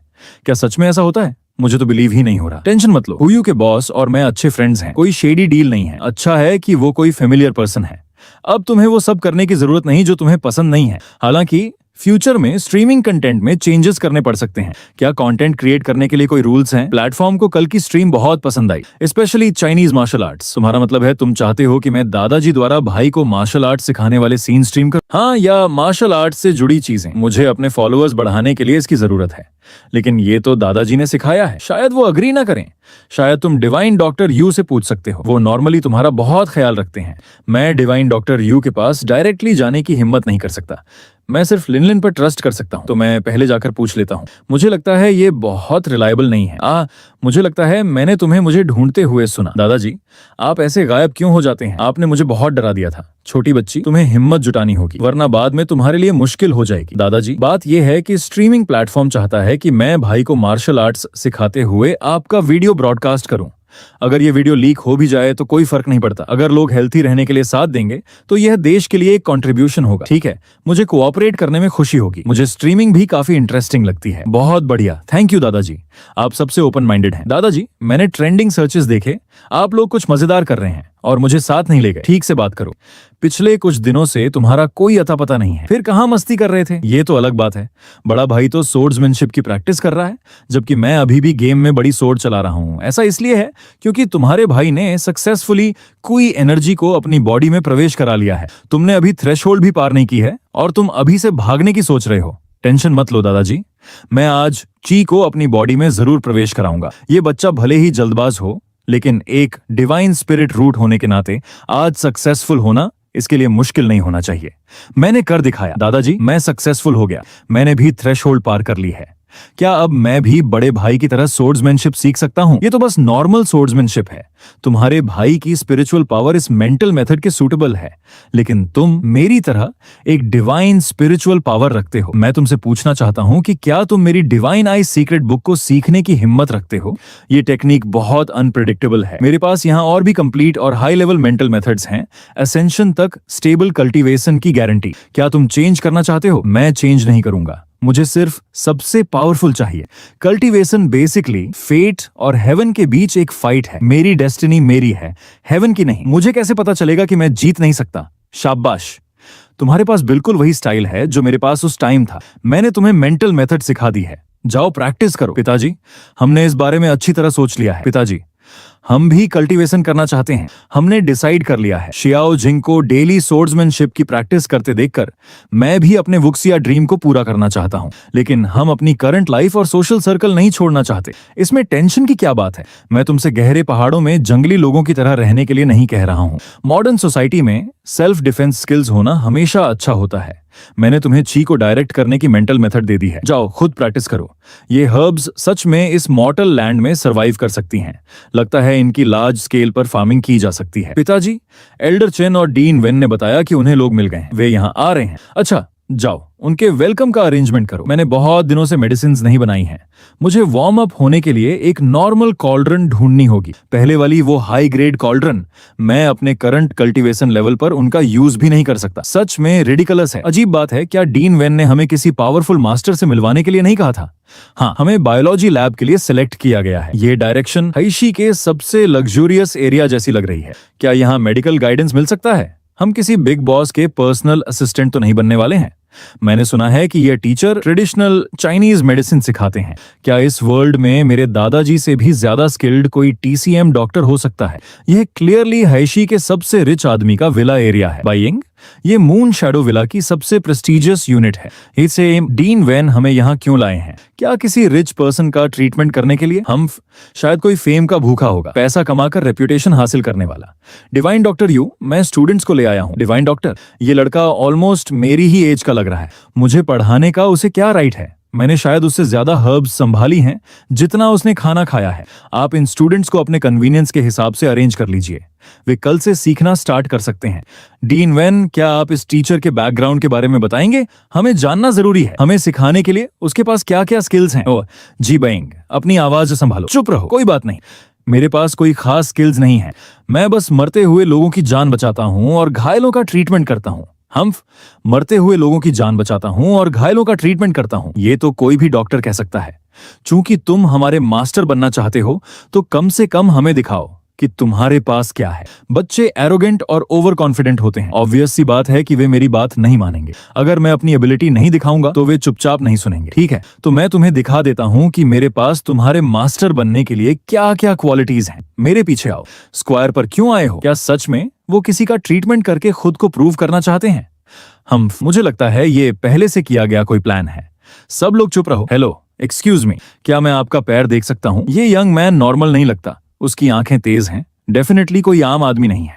यंग मैन, मेरा पैर देखो, क्या कोई ट्रीटमेंट है या तुम्हारा क्या मतलब है? बात कुछ इस तरह है, मेरे पास यहाँ कुछ स्टूडेंट्स हैं जो एक टीचर के रूप में मेरी एबिलिटीज को समझना चाहते हैं।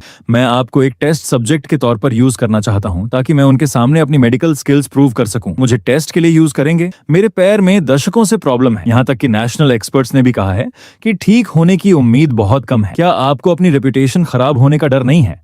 अगर आपको मुझ पर ट्रस्ट है तो ट्राई करने में कोई हर्ज नहीं है, ठीक है? क्योंकि आप इतने स्ट्रेट फॉरवर्ड हैं, मुझे कंडीशन बिगड़ने का डर नहीं है। मुझे क्यूरियोसिटी है कि आप खुद को कैसे प्रूव करेंगे। आप लोग पहले आकर इनकी जांच करें। आप इनकी कंडीशन के बारे में भी पूछ सकते हैं।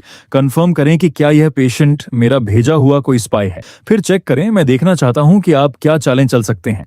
एल्डर युआन, ये पैर की इंजरी गोली लगने के वुंड का रिजल्ट है। हम एक्यूपंक्चर और मेडिसिनल बाथ का कॉम्बिनेशन यूज कर सकते हैं। लगभग 6 महीने में हम किसी कंक्लूजन पर पहुंच सकते हैं। कंक्लूजन पर पहुंचना आपका मतलब है कि यह ठीक नहीं हो सकता। अगर इस बीच पैर की कंडीशन बिगड़ जाती है तो कौन 100% रिकवरी की गारंटी दे सकता है? अगर कोई एक्सीडेंट ना हो तो मैं इसका ट्रीटमेंट कर दूंगा और ये 1.5 साल में कंप्लीटली ठीक हो जाएगा। अगर मेरे दादाजी रिटायरमेंट से वापस आ जाएं तो 6 महीने इफ पे। ओह, इस नन्हे बच्चे में तो वाकई टैलेंट है। वो बिना किसी इक्विपमेंट के नॉर्मल डायग्नोसिस कर सकते हैं। 6 महीने बहुत लंबा टाइम है। तुम्हारा क्या मतलब है? ये तो सीरियस पुरानी इंजरी है। मेरा मतलब है मैं अभी इन्हें टेम्परेरीली खड़ा कर सकता हूँ। अभी खड़ा कर सकते हो? ये कैसे पॉसिबल है? इम्पॉसिबल, बिल्कुल इम्पॉसिबल। अगर मेरे दादाजी खुद भी आ जाएं तो भी मेडिसिन से आधा साल से ज्यादा का टाइम लग जाएगा। तुम खुद को क्या समझते हो? मेरे पैर में हर दिन बहुत तेज पेन होता है। ऑलमोस्ट सारी सेंसेशन खत्म हो गई है। खड़ा होना कहना ईजी है, करना मुश्किल। बड़े साहब, क्या आपको बुरा लगेगा अगर मैं आप पर एक्यूपंक्चर करूं? रुको, तुम वेजोंग और हेगू पॉइंट्स पर एक साथ नीडल कैसे लगा सकते हो? तुम इन्हें मारना चाहते हो? चुप रहो और बस देखो। ये अपने आप मूव कर रहा है। ऐसा लग रहा है जैसे इलेक्ट्रिक करंट लग रहा हो। कमाल है, मेरे पैर में एक गर्म करंट दौड़ रहा है। अब तो पेन भी नहीं हो रहा, बहुत अच्छा फील हो रहा है। बड़े साहब, आप उठकर अभी क्यों नहीं चलते? रुको बड़े साहब, आप नहीं चल सकते। सिर्फ एक नीडल का यूज हुआ है, आप यूं ही कैसे हिल सकते हैं? अगर आप गिर गए तो मुझे मत छूना। मुझे अपने पैर में स्ट्रेंथ फील हो रही है। वह सचमुच खड़ा हो गया।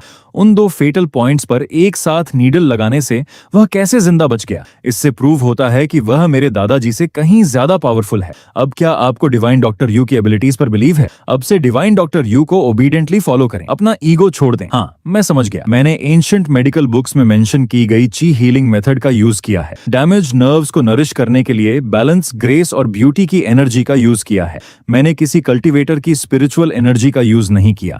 आफ्टर ऑल, मेरा गोल इस वर्ल्ड में एंशिएंट मेडिसिन को आगे बढ़ाना है, न कि उन्हें कल्टीवेशन सिखाना। अब आप सभी को इस पर बिलीव हो गया होगा, है ना? थैंक यू, बहुत बहुत थैंक यू। यंग मैन, इस पैर के बारे में क्या मैं आपसे अपना ट्रीटमेंट कंटिन्यू रखने की रिक्वेस्ट कर सकता हूँ? आपके पैर को अभी भी एक्यूपंक्चर और मेडिसिनल बाथ की रिक्वायरमेंट है। कुछ हफ्तों में आप फिर से नॉर्मली चल पाएंगे। चूंकि मैंने आपकी हेल्प की है, इसलिए मैं नेचुरली एंड तक आपका ट्रीटमेंट करूंगा। ये मेरा एड्रेस है, मून शैडो विला। क्या कोइंसिडेंस है? मैं भी उसी विला एरिया में रहता हूँ। ओह गॉड, मैं आपसे जरूर मिलने आऊंगा। मिस्टर यू, आपने अनअवेयरली ही मुझ पर बहुत बड़ा फेवर किया है। मैं हाइशी सिटी कमेटी के डिप्टी सेक्रेटरी का पिता हूँ, जो कई बैटल्स में पार्टिसिपेट करने के बाद रिटायर हो चुके हैं। कोई बात बैलेंस्ड, ये तो बस एक छोटी सी काइंडनेस है। फिलहाल आपको जो सीखने की जरूरत है वो आपकी प्रीवियस नॉलेज से कहीं ज्यादा है। अगर आपको लगता है कि आप पेशेंस नहीं रख सकते तो आप अभी जा सकते हैं। आपने पहले ही अपनी डिवाइन पावर का डिस्प्ले कर दिया है। भला कौन डिससैटिस्फाइड होने की हिम्मत करेगा? मैं तो जान से भी नहीं जाऊंगा। चूंकि आप नहीं जा रहे हैं तो मेडिसिन की ठीक से स्टडी करें। क्वांटिटी एकदम एग्जैक्ट होनी चाहिए। एक छोटी सी मिस्टेक, गलत मेडिसिन लेना फेटल हो सकता है। क्या ये सचमुच कोई मेडिसिनल हर्ब है? मेरी फैमिली में जनरेशन से मेडिसिन की प्रैक्टिस होती आ रही है।